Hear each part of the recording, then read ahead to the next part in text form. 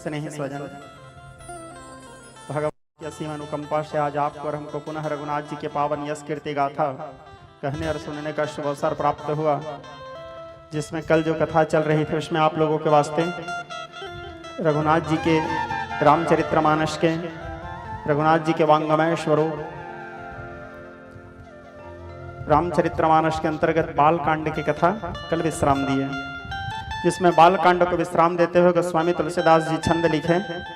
निज गिरा पावनी करन कारण, राम जस तुलसी कहो, रघुवीर चरित अपार वारिधि, पार कवि कौने लयो, उपवीत व्याह उछाह मंगल, सुनि जय सादर गावहीं, वैदेहि राम प्रसाद ते जन, सर्वदा सुख पावहीं। गोस्वामी तुलसीदास जी लिखते हैं निज गिरा पावनी, अर्थात मैंने अपने वाणी को पवित्र करने के लिए रघुनाथ जी के गुणानुवाद का गान किया है। देखो रामचरितमानस आप सब लोग पढ़ सकते हो, आप सब लोग उसको श्रवण कर सकते हो, आप सब लोग अपने जीवन का तारण तरण कर सकते हो, लेकिन गोस्वामी तुलसीदास जी यहाँ पे स्पष्टीकरण दे रहे हैं कि मेरे लिखने का मुख्य उद्देश्य क्या है।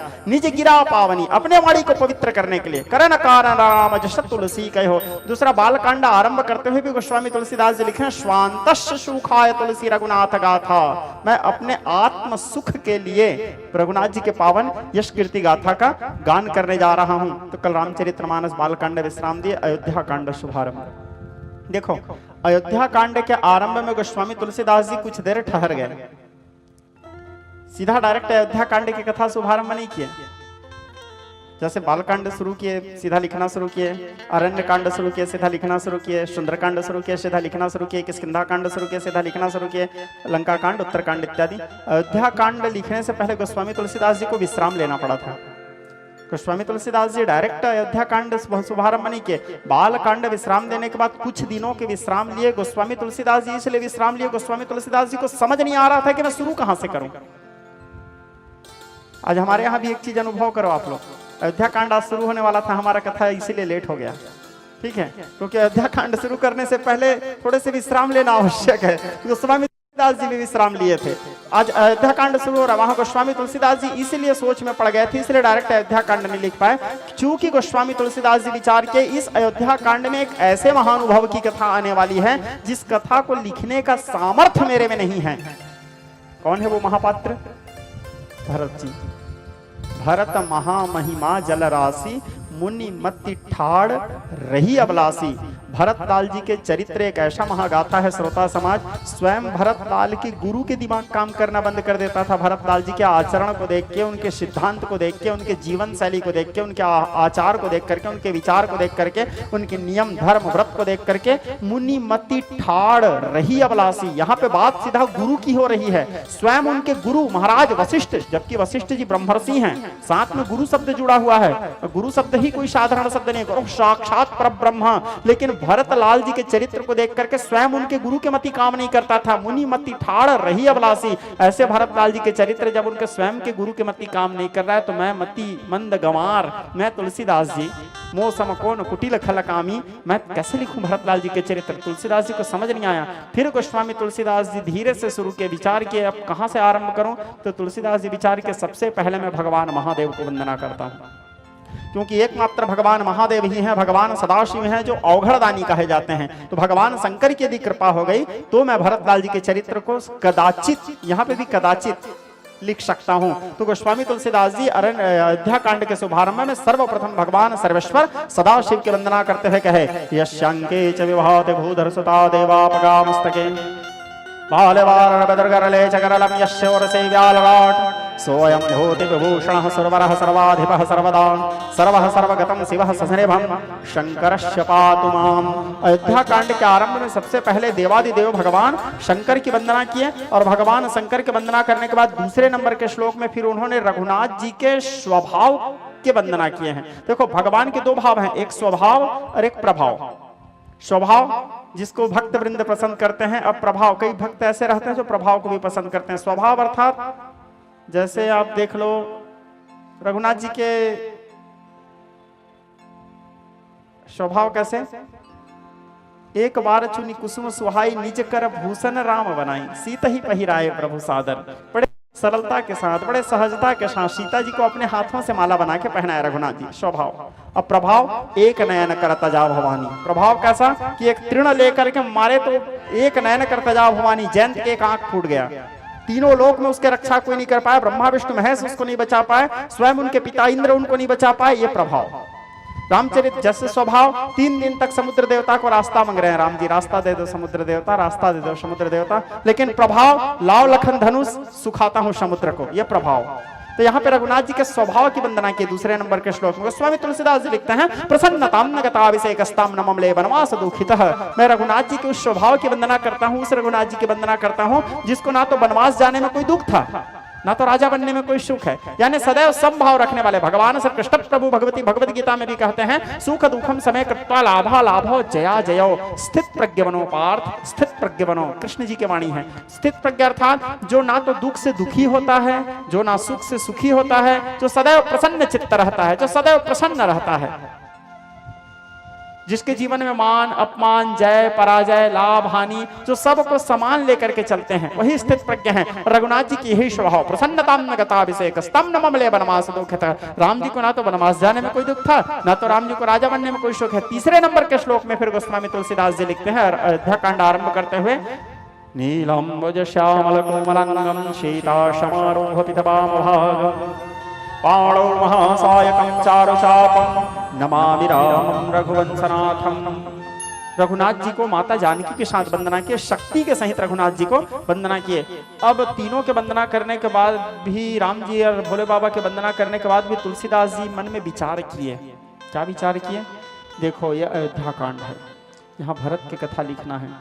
भगवान शंकर जो है वो अवघड़दानी है, भगवान शंकर जो है अवघड़दानी हैं, भोले हैं। दूसरा भगवान शंकर में ये भाव देखने को मिलता है, भगवान शंकर कब समाधि में चले जाए कोई ठिकाना नहीं। भगवान शंकर कब समाधि में प्रवेश कर दें, और एक बार कहीं समाधि में चले गए तो बीते सम्मत 87,000 वर्ष ऐसे ही निकल जाते हैं। अच्छा अयोध्या कांड लिखते रहूंगा और भगवान शंकर को समाधि लग गया तो मेरा क्या होगा, बोले तुलसीदास जी। तो केवल भगवान शंकर की वंदना ही काफी नहीं है, राम जी की वंदना किया हूं। राम जी भी ऐसे हैं कि परम मायावी हैं। भगवान रघुनाथ जी को तो मायावी कहा गया है। यद्यपि राम जी, लोग बोलते हैं कि राम लीला में रघुनाथ जी माया का प्रयोग नहीं किए हैं, कृष्ण जी बड़े मायावी थे, कृष्ण जी बड़े माया प्रयोग किए हैं। लेकिन जहां तक मैं जिस तरीका से राम कथा को देखा हूं, जितना माया प्रयोग राम जी किए हैं उतना माया प्रयोग तो भगवान कृष्ण भी नहीं किए हैं। जैसे कि एग्जाम्पल, कंचन की काया सो संभारी गई माया में धाय महाराज मृग माया के बंधन पे, माया के पुकार पर धाय सौमित्र जति माया के मुनि से बन आयो वाही क्षण में, माया की किशोरी को चढ़ाए चपल चाल मायापति माया के विलाप बन वन में। इतने सारे माया, कंचन की काया, संभव नहीं सोना का मृग बने, लेकिन सोना का मृग बना माया मृग। कंचन की काया सो संभारी गई माया में धाय महाराज मृग माया के बंधन में। सीता जी तो अग्नि में निवास कर रही है, वहां पे कौन है? माया में सीता है, और राम जी उस सोने के मृग अर्थात माया मृग के पीछे दौड़ रहे हैं। कंचन की काया से संभारी गई माया में धाय महाराज मृग माया के बंधन पे, माया के पुकार पर धाय सौमित्र जति। और वो माया आगे ले लक्ष्मण कर नाम आ, जब हा लक्ष्मण बोल के चिल्लाए तो उनके चिल्लाने पर लखनलाल जी दौड़ रहे हैं। माया के पुकार पर धाय सौमित्र जति, माया के मुनि से बन आयो वही क्षण में। रावण भी वहां आए तो माया में मुनि बन करके आए, माया में जोगी बन के आए, माया से जोगी को रूप लेकर के आए। और माया के किशोरी को चढ़ाए चपल चाल। रावण भी हरण किसका कर रहे हैं? माया का कर रहे हैं, क्योंकि सीता तो अग्नि में निवास कर रही है। वेदवती जो वैदेही बन करके वहां आई है उसका हरण कर रहे हैं। माया की किशोरी को चढ़ाए चपल चाल। और आखिरी परिणाम देखो, मायापति माया के विलाप वन वन में, स्वयं मायापति माया को ढूंढ रहे हैं, माया के लिए रो रहे हैं। हे खग मृग हे मधुकर बैनी, तुम देखी सीता मृग नैनी, सीता के लिए रो रहे हैं। पूर्ण काम राम सुख राशि, मनुज चरित कर अज अविनाशी। वो आप्त काम, वो पूर्ण काम, वो निष्काम नैनाभिराम। रघुनाथ जी माया मृग के पीछे दौड़े, अब यहाँ सीता के लिए अर्थात उस माया के लिए रुदन कर रहे हैं, माया के लिए विलाप कर रहे हैं। जबकि माया कौन है? सो दासी रघुवीर की। गोस्वामी तुलसीदास जी लिख रहे हैं उनकी चरणों की दासी है माया, और उसके विलाप कर रहे हैं। तो यहाँ पे गोस्वामी तुलसीदास जी विचार के भोले बाबा कहीं समाधि में चले गए तो दिक्कत है, और रघुनाथ जी तो परम छलिया है, नारायण जी परम छलिया है, मायावी हैं, वो भी कहीं मजाक कर दिए तो मैं किसके चरण पकड़ूं, जिसकी कृपा होने के बाद अयोध्या कांड लिखने में मेरे को कोई तकलीफ ना हो। तब फिर तुलसीदास जी विचार किया, बोले हाँ एक हैं। बोले वो कौन? तो फिर अयोध्या कांड शुभारंभ करते हुए सबसे पहले नंबर के दोहा में तुलसीदास जी लिखते हैं, श्री गुरु चरण सरोज रज। यहाँ पे भी तुलसीदास जी के चालाकी को देखो। गोस्वामी तुलसीदास जी अपनी गुरु वंदना नहीं किए हैं, यहाँ पे किनकी वंदना किए हैं? गुरु के पैर के धूल की वंदना किए हैं। तुलसीदास जी विचार के, मैं मति मंद गंवार, मैं कहाँ तुलसीदास, कहाँ गुरु वंदना करूं? गुरु की महिमा को तो स्वयं भगवान ब्रह्मा विष्णु महेश गान नहीं कर सकते। गुरु के जो महिमा है त्रिदेव तक गान नहीं कर सकते, वेद भी जिसके महिमा को नहीं जान सकते, तो मैं तुलसीदास कहां से गुरु महिमा गान करूं? तो मेरे सामर्थ्य केवल मेरे गुरु जी के पैर के धूल तक है, इसीलिए मैं अपने गुरु जी के पैर के धूल की वंदना करता हूं। इसलिए श्री गुरु चरण सरोज रज, पैर के धूल की वंदना किए। निज मन मकुर सुधार वर्ण और रघुवर विमल जस। अब रघुनाथ जी के चरित्र के गान करने वाले हैं कौन? तुलसीदास जी, जो दायक फलचार, जो चारों प्रकार के फल प्रदान करने वाले हैं, धर्म अर्थ काम मोक्ष। गुरु महाराज के चरण रज की वंदना करके अयोध्या कांड पहला नंबर चौपाई अब शुभारंभ किए गोस्वामी तुलसीदास जी। अब तुलसीदास जी अयोध्या कांड शुभारंभ किए एक दिन के बाद। राम जी के विवाह के उपरांत अयोध्या में सभी और चहु और मंगलमय माहौल है, आनंद है सबको। क्यों? क्योंकि पहले तो वहाँ नारायण थे ही, अब लक्ष्मी का भी आगमन हो गया है। स्वयं सीता कौन है? उद्भव स्थिति संहार कारणिम क्लेशहारिणीम, स्वयं आदि शक्ति है, जगत जननी है। तो सीता जी का भी आगमन हुआ है। जनक सुता जग जननी जान की, अतिशय प्रिय करुणा निधान की। एक दिन के बाद है अयोध्या में राज्यसभा लगा हुआ था, बंदीजन बिरुदावली गा रहे थे, सारे मंत्री परिषद बैठे थे, सारे सेना नायक बैठे थे, सारे सैनिक बैठे हुए थे, कुलगुरु वशिष्ठ अपने आसन में भाषमान थे, कुल पुरोहित भी वहां उपस्थित थे। केवल महाराज दशरथ नहीं पहुंचे थे। कहां? अपने राज सिंहासन में बैठने के लिए राजसभा कक्ष में। जाने से पहले महाराज दशरथ तैयार हुए। तैयार होने के बाद महाराज दशरथ जब राजसभा जाते थे तो माता कौशल्या उनको मुकुट पहनाती थी, माता सुमित्रा उनको खीर खिलाती थी, मुंह मीठा करती थी, माता केकई उनको अंग वस्त्र अर्थात पट वस्त्र यानी एक गामछा उनके कंधे में डालती थी और तिलक करती थी। उसके बाद महाराज निकलते थे तो माता कौशल्या उनको मुकुट पहनाई, माता सुमित्रा उनको खीर खिलाई, माता केकई उनको अंग वस्त्र पट वस्त्र प्रदान की। अब महाराज जाने से पहले एक बार अपने चेहरा को दर्पण में भी देखते हैं। बोले ठीक दिख रहा होने पर, ठीक है। तो दर्पण में देखने के लिए महाराज अपने चेहरा को खड़े हुए। जब महाराज दर्पण में देखने के लिए अपने मुखमंडल को खड़े हुए तो महाराज दशरथ क्या दृश्य देखते हैं? उनके कान के ऊपर के कुछ केस पक गए थे, दूसरा मुकुट टेढ़ा हो गया था। सहसा महाराज दशरथ के अंदर में भाव आया, बोले मेरे मुकुट टेढ़ा हो चुका है, अर्थात ये मुकुट मेरे सिर को अब स्वीकार नहीं कर रहा है। मेरा मुकुट टेढ़ा हो चुका है अर्थात यह मुकुट मेरे सिर को स्वीकार नहीं कर रहा है। यह मुकुट अब किसी और राजा के सिर में जाना चाह रहा है। दूसरा, मेरे केश भी पक गए हैं, अब मुझे राज सिंहासन का त्याग कर देना चाहिए। कारण हो या न विषय विराग गृह वशत भाव, चौथापना हृदय बहुत दुख लाग, जन्म गयो हरि भक्ति बिना। ऐसे भी मेरा चौथापन आ चुका है और चौथापन आने के बाद जब पुत्र योग्य हो गया है तो राज सिंहासन में बिठा करके हमको वन के मार्ग प्रवेश कर लेना चाहिए। वन में जाकर के भगवत भक्ति भगवत आराधना सांसारिक क्रियाओं से हमको विरक्त हो जाना चाहिए। क्योंकि गृह ब्रह्मचर्य गृहस्थ वाणप्रस्थ संन्यास चार आश्रमों के निरूपण किया गया है। यद्यपि व्यक्ति काम के वशीभूत होकर के मरते तक गृहस्थ आश्रम में फंसे रहता है, वाणप्रस्थ संन्यास तो पालन कर ही नहीं सकता। तो महाराज दशरथ के अंदर भाव आया। दूसरा, राम अब योग्य हो गया है। दूसरा, नगरवासी भी चाहते हैं कि राम राजा बने। राम सभी प्रकार के योग्यताओं में संपन्न है। दूसरा, नगरवासी भी चाह रहे हैं कि राम राजा बने। तो अब और दूसरा, राम ज्येष्ठ पुत्र भी है, तो क्यों ना राम को राजा बनाया जाए। इस प्रकार विचार को लेकर के गुरु महाराज वशिष्ठ राजसभा में जाने के बजाय सीधा पहुंच गए कहां? अपने गुरु जी के पास। और अपने गुरु जी के पास जाकर के अपने गुरु महाराज के चरणार बिंद को वंदना किए, प्रणाम किए और हाथ जोड़ करके सविनय निवेदन करते हुए कहे, गुरुदेव आप राम को राजा बनने के आदेश प्रदान कीजिए।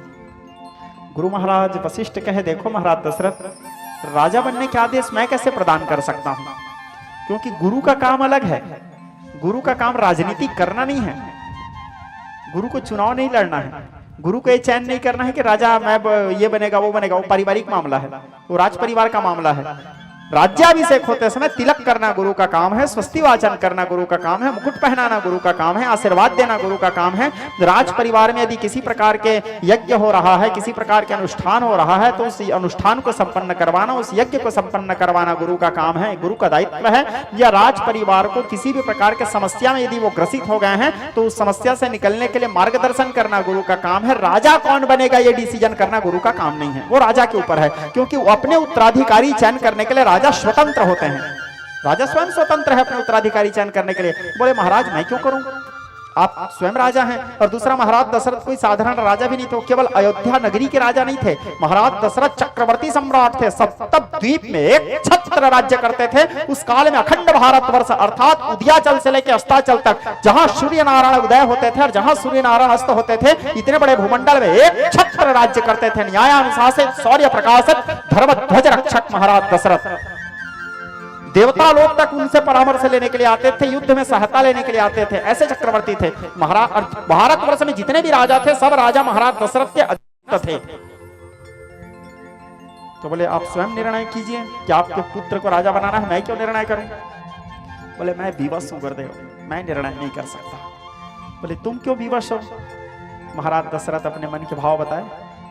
बोले ठीक है जाओ भेजो राम को। बोले अब यहाँ पे प्रश्नवाचक चिन्ह ये है, राजा तो स्वयं स्वतंत्र होते हैं, फिर राम को राजा बनने के आदेश महाराज दशरथ क्यों नहीं किया। क्योंकि महाराज दशरथ फंसे हुए थे। जैसे महाभारत में आप कथा देखे होंगे, पिछले बार जब देवी भागवत किया था बेटा हेमंत, तो मैं महाभारत के कुछ चर्चाएं किया था। यहाँ महाभारत महागाथा है। देवव्रत शांतनु देवी सत्यवती से प्रेम कर बैठे, महाभारत की गाथा है। शांतनु देवी सत्यवती से प्रेम कर बैठे और देवी सत्यवती से प्रेम करने के बाद सत्यवती का पालन पोषण कर रहे थे दासराज निषाद।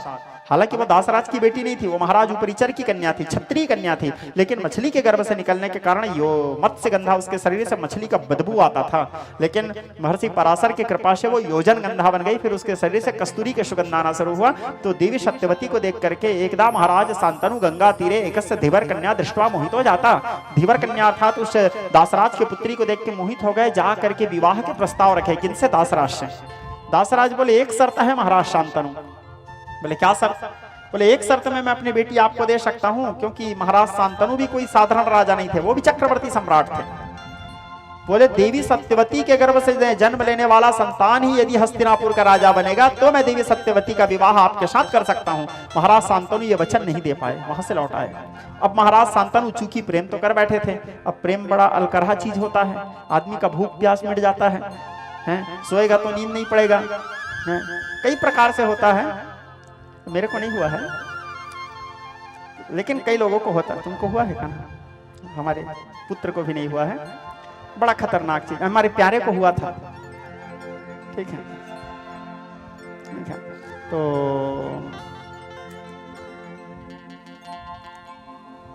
महाराज शांतनु बड़े विक्षिप्त अवस्था में थे, ना भोजन करते थे, ना सोते थे, ना जगते थे, दिन भर खोए खोए रहते थे। बीत गए, केवल गंगा के किनारे जाकर के, यमुना के किनारे जाकर के देखते रहते थे देवी सत्यवती को। दिन पर दिन बीत गए, बीत गए, दिन पर दिन बीत गए। नीति प्रीति संघर्षण गया नहीं आकर्षण।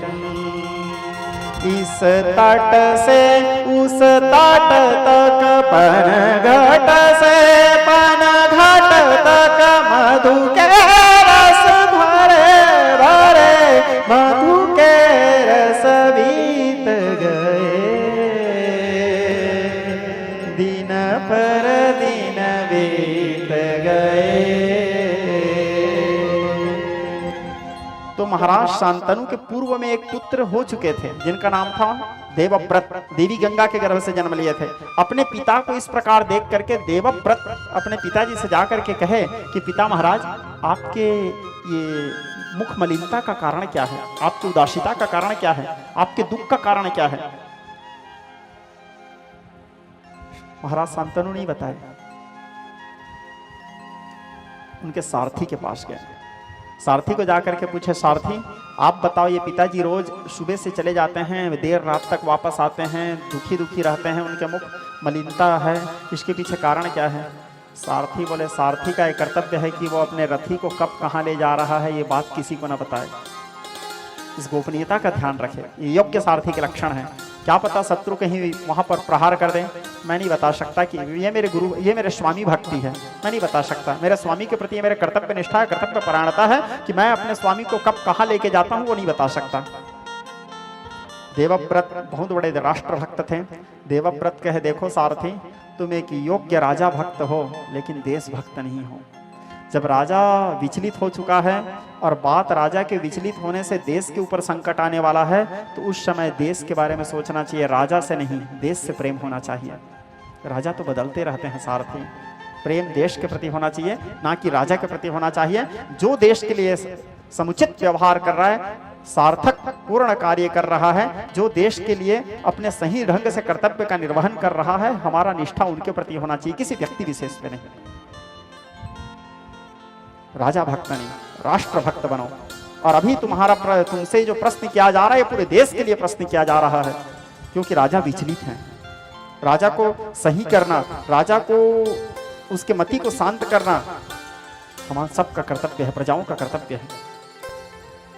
तब सारथी कहता है कि आपके पिता महाराज शांतनु देवी सत्यवती से प्रेम करते हैं और उन्हीं के प्रेम में वो सुबह से जाते हैं, शाम तक उनको देखते रहते हैं, फिर लौट आते हैं और उन्हीं के याद में, चूंकि उनको प्रेम हो चुका है, इसलिए ना भोजन करते हैं ना तो सो पाते हैं। दिन भर उनके चेहरा आंख में झूलते रहता है।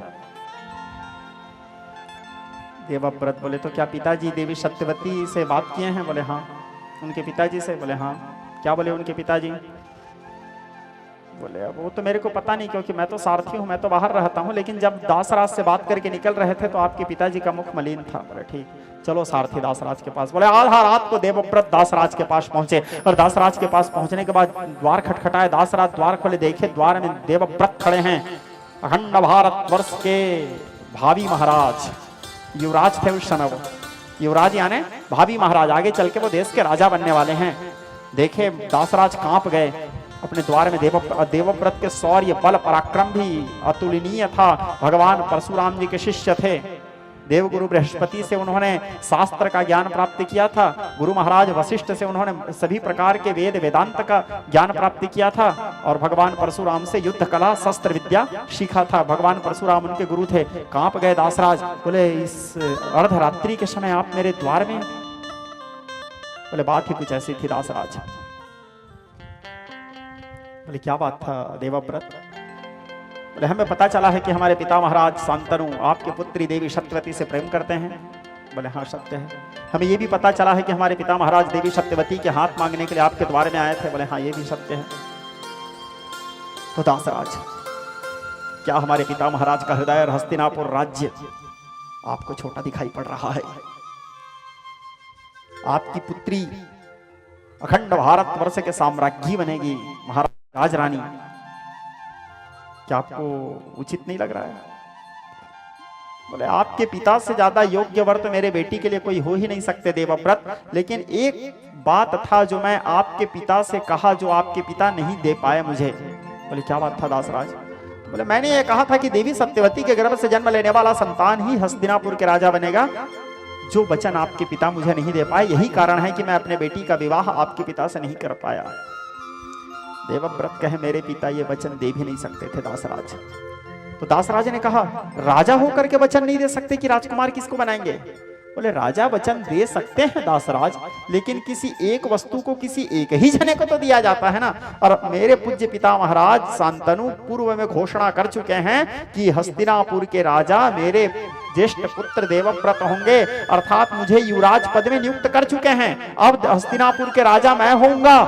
तो मेरे पिता महाराज उसको जब मेरे को दे चुके हैं तो वो उसको आपको कैसे देंगे, या देवी सत्यवती के संतान को कैसे देंगे? हाँ, यदि मैं चाहूं तो उसको और किसी को दे सकता हूं। सो दासराज मैं वचन देता हूं कि देवी सत्यवती के गर्भ से जन्म लेने वाला संतान ही हस्तिनापुर के राजा बनेगा, मैं नहीं बनूंगा। अब आप अपनी पुत्री देवी सत्यवती को मेरे पूज्य पिताजी को प्रदान करें। दासराज कहे, जिस प्रकार आपके पिता आपकी ओर से वचन देने का अधिकारी नहीं है, ठीक उसी प्रकार आप भी अपने पुत्र के लिए वचन देने के अधिकारी नहीं हो। ठीक है, आप राजा नहीं बनेंगे कहे, लेकिन आगे चल करके आपके पुत्र यदि हस्तिनापुर के राजा बनेंगे कहे, तो मेरे बेटी सत्यवती के पुत्रों का क्या होगा?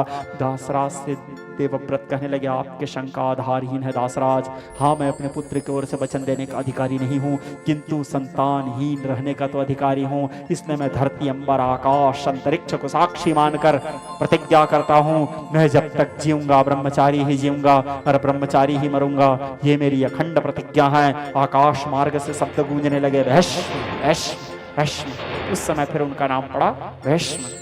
ये कथा बताने का तात्पर्य यह था कि राजा भी कई बार विवश होते हैं, क्योंकि राजा पूर्व में वो वचन दे चुके रहते हैं। यहाँ पे महाराज शांतनु पहले वचन दे चुके थे, इसलिए महाराज अपने उत्तराधिकारी चयन करने के लिए असमर्थ थे। तो यहाँ पे महाराज दशरथ भी पूर्व में वचन दे चुके हैं। यद्यपि राम ज्येष्ठ पुत्र है, राम सभी प्रकार से योग्य है, राम को राजा बना सकते थे, राम में योग्यता भी है, प्रजा भी चाहते हैं राम राजा बने, पूरे प्रजा चाहते हैं, अखंड भारत वर्ष चाहता था राम राजा बने, लेकिन महाराज दशरथ भी चाहते थे राम राजा बने, लेकिन महाराज दशरथ इसलिए वचन नहीं दे पा रहे थे क्योंकि महाराज दशरथ पूर्व में वचन दे चुके थे। किनको वचन दे चुके थे?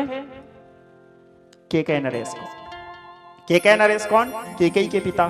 जब महाराज दशरथ कौशल्या से विवाह उपरांत संतान नहीं हुए, सुमित्रा से विवाह किए, फिर संतान नहीं हुए, तो स्वयंवर में जब केकई के साथ विवाह किए महाराज, तो केकई नरेश को वचन दिए थे कि केकई के गर्भ से जन्म लेने वाला संतान ही अयोध्या का राजा बनेगा। अब विवाह किए, विवाह करने के बाद केकई के गर्भ से भी संतान नहीं हुआ। अब जो संतान हुआ है वो तो गुरु कृपा से हुआ है, यज्ञ नारायण की कृपा से हुआ है, खीर खाने से हुआ है। इसमें केकई की तो कोई विशेषता नहीं है कि केकई अपने द्वारा पुत्र जन्म दी है, तो गुरु कृपा से हुआ है, यज्ञ के प्रभाव से हुआ है, यज्ञ नारायण के प्रभाव से हुआ है, अग्निदेव की कृपा से हुआ है, श्रृंगी ऋषि और गुरु वशिष्ठ के आशीर्वाद से हुआ है। और हुआ है तो तीनों को हुआ है, केवल केकई को तो नहीं हुआ है, तो तीनों को हुआ है। तो तीनों में जो सबसे पहले जन्म लिए उसी को राजा बनना चाहिए। तो राजा महाराज दशरथ राम को राजा बना सकते थे और ज्येष्ठ पुत्र भी उत्तराधिकारी होता है, लेकिन यहाँ पे केकई राज को वचन दे करके भी वो फंसे हैं। जैसे कहीं वो राम को राजा बनाए तो केकई नरेश आकर के प्रश्न करेंगे, क्यों महाराज? रघुकुल रीत सदा चली आई, प्राण जाए पर वचन न जाई, कहाँ गया आपके रघुकुल के वो रीति?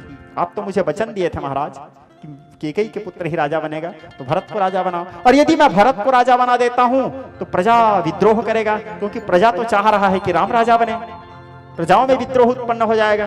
तो महाराज दशरथ यहाँ पे फंस गए थे, दोनों तरफ से फंस गए थे। इसीलिए वो अपने गुरुजी के पास गए और जाकर के बोले, गुरुजी आप घोषणा कर दो राम राजा बनेंगे।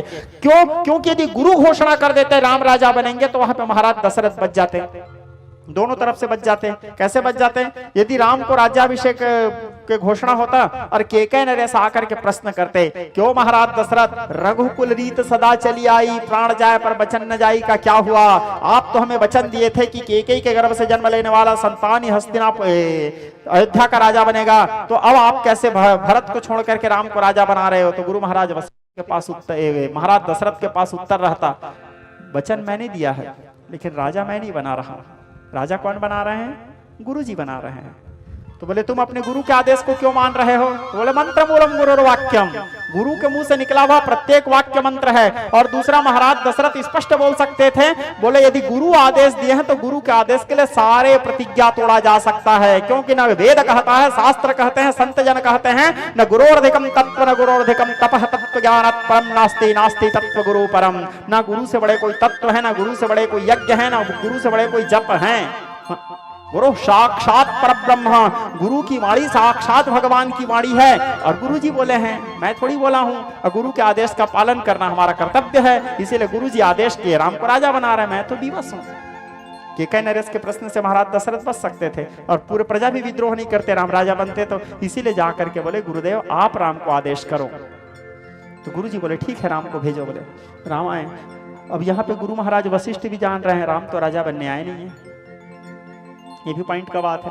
क्यों? क्योंकि गुरु महाराज वशिष्ठ तो त्रिकालदर्शी हैं, भूत भविष्य वर्तमान के गाता हैं, ब्रह्मर्षि हैं, ब्रह्मा जी के पुत्र हैं। वो जान रहे हैं राम राजा नहीं बन सकते, क्योंकि राम राजा बनने के लिए आए ही नहीं है। राम तो आए ही वनवास जाने के लिए हैं। राम जी के वनवास जाने के पीछे बहुत से कारण हैं। केवल मात्र रावण को मारना वो तो गौण कार्य है। राम जी अयोध्या में रह के भी रावण को मार सकते थे। कितने लोगों का श्राप है, कितने लोगों का वरदान है, कितने लोगों को उद्धार करना है, बहुत से कारणों को लेकर कितना सारा वचन निभाना है।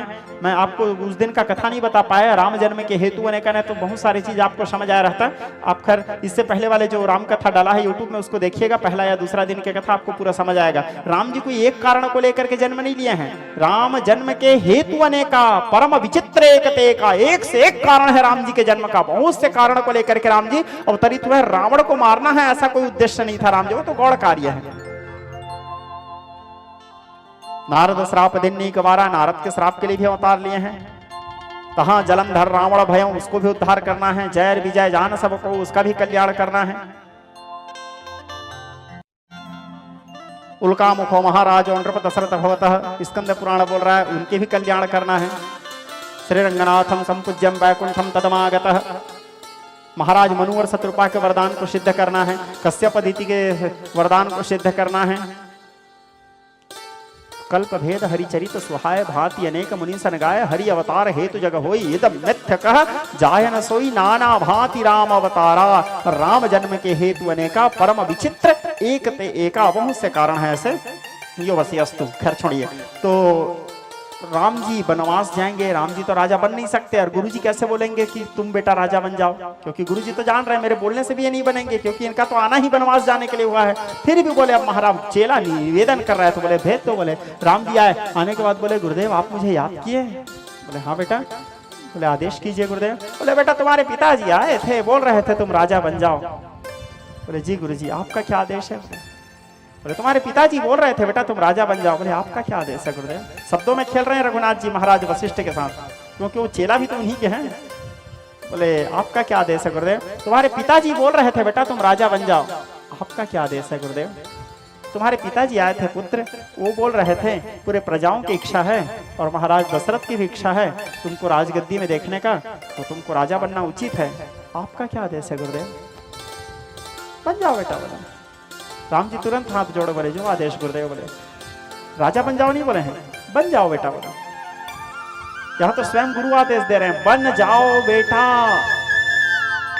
मंत्र मूलम गुरु वाक्यम। अब तो राम जी को वनवास जाने से कोई रोक भी नहीं सकते, क्योंकि केकई और मंथरा तो बहाना है। राम जी तो वनवास अपने गुरु आज्ञा को पालन करने के लिए जा रहे हैं। बन जाओ बेटा प्रसन्नताम नगत। तो कैसे वनवास जाने में राम जी को दुख हो सकता था जब गुरु आदेश पालन कर रहे हैं? तो क्योंकि गुरु के प्रत्येक आदेश तो प्रसन्नता के साथ स्वीकार किया जाता है। इसलिए तुलसीदास जी आरंभ में लिखे प्रसन्नताम नगताभिषेकस्ताम न ममले वनवास दुखितः। अयोध्या कांड दूसरे नंबर श्लोक। अब राम जी आए। राम जी आने के बाद फिर महाराज दशरथ आए। आकर के गुरु महाराज वशिष्ठ से बोले आप बोल दिए राम जी को राजा बनने के लिए? बोले हाँ बोल दिया। बोले गुरु जी कोई शुभ मुहूर्त बताओ। बोले गुरु महाराज वशिष्ठ, अब चेला के ऊपर दया भी आया। गुरु महाराज वशिष्ठ जानते थे ये मरेगा, राम वनवास जाएंगे, क्योंकि वो त्रिकालज्ञ हैं, सब जानते थे वो। और दूसरा उनमें सामर्थ्य भी इतना था कि वो सब ठीक कर सकते थे, इतना पावरफुल भी थे गुरु महाराज वशिष्ठ। लेकिन दिवस क्यों हो तवही जो लीलार लिखे, हर कोटि उपाय करें न तरेना। जो हमारे प्रारब्ध में लिखा जा चुका है वो तो होके रहेगा श्रोता समाज। कारण प्रारब्ध पहले रचा पीछे रचा शरीर। गुरु महाराज वशिष्ठ सब ठीक कर सकते थे, राम को वनवास जाने से भी रोक सकते थे, दशरथ को मरने से भी रोक सकते थे, फिर भी सब होने दिया। क्योंकि सामर्थ्य का परिचय ये नहीं कि प्रकृति के साथ खिलवाड़ किया जाए। सामर्थ्य का परिचय ये नहीं कि प्रकृति के साथ खिलवाड़ किया जाए। गुरु महाराज सामर्थ्यवान थे, लेकिन सब मौन होकर के देख रहे थे। और दूसरा, राम के वनवास जाने में ही संसार का कल्याण था। दशरथ के मरने में ही सूर्यवंश की कीर्ति को भी गुरु महाराज को ध्यान रखना है। राम जी को किसी और को अग्नि संस्कार देना है, अपने बाप को अग्नि संस्कार नहीं देना, ये भी एक वचन है। इसलिए राम जी दशरथ को अग्नि संस्कार नहीं देकर के किसी और को अग्नि संस्कार दिए हैं, जबकि अग्नि संस्कार देने का अधिकार ज्येष्ठ पुत्र को होता है। और महाराज दशरथ को अग्नि संस्कार राम जी नहीं भरत लाल जी दिए हैं, और ज्येष्ठ पुत्र जाकर के किसी और के अग्नि संस्कार किए हैं। बहुत सारे कारण को संपन्न कर। तो गुरु महाराज बोले बोले फिर भी अब गुरु जी हैं तो कृपा, तो आखिरी तक चेला को मरने से बचाना गुरु का काम है, शिष्य संताप हरण है। हालांकि जान रहे मरेगा, फिर भी अपने तरफ से तो प्रयास गुरु जी करेंगे ना, बच जाए। तो गुरु जी प्रयास करने के लिए क्या किए, एक काम करो महाराज, बेगी विलंबन कीजिए। तुम बोल रहे हो राम को कब राज्याभिषेक करूं, तो बेगी विलंबन कीजिए, साचिए सकल समाज, सुदिन सुअवसरो होए जब राम होई जुबराज। मुहूर्त के चक्कर में मत पड़ो महाराज, राम को राजा बना दो तुरंत। यदि क्योंकि गुरु महाराज जान रहे हैं तुरंत राम को कहीं राज्याभिषेक करवा दिया गया तो राम राजा बन जाएंगे, सब ठीक हो जाएगा। ये गुरु का एक छोटा सा प्रयास अपने चेला परिवार को बचाने के लिए, अपने शिष्य समुदाय को बचाने के लिए, अपने शिष्य परिवार राज परिवार को बचाने के लिए। तो बोले बेगी विलंबन कीजिए, बेगी करो, विलंब मत करो, तुरंत राम को राजा बनाओ, मुहूर्त के चक्कर में मत पड़ो। क्योंकि राम जिस समय बैठ जाए वही शुभ मुहूर्त है। मंगल भवन मंगलहारी सकल सुमंगलदायक, सभी प्रकार के मंगल करने वाले हैं वो, उसके लिए क्या मुहूर्त देखना। बोले जो आदेश गुरुजी बोले, चले गए। अब राजा हैं ठाट बाट, बोले हाँ 2 दिन बाद करेंगे, तैयारी करेंगे, सभी तीर्थों का जल लाएंगे और उसके बाद पूरे अयोध्या को सजाएंगे, रंगोली कर बनवाएंगे, ताम झाम करेंगे, फैसिलिटी बड़े आदमी, महाराज दशरथ दाऊ आदमी। लेकिन गुरुजी क्या बोले थे, बेगी करो। गुरुजी के बात को नहीं माने।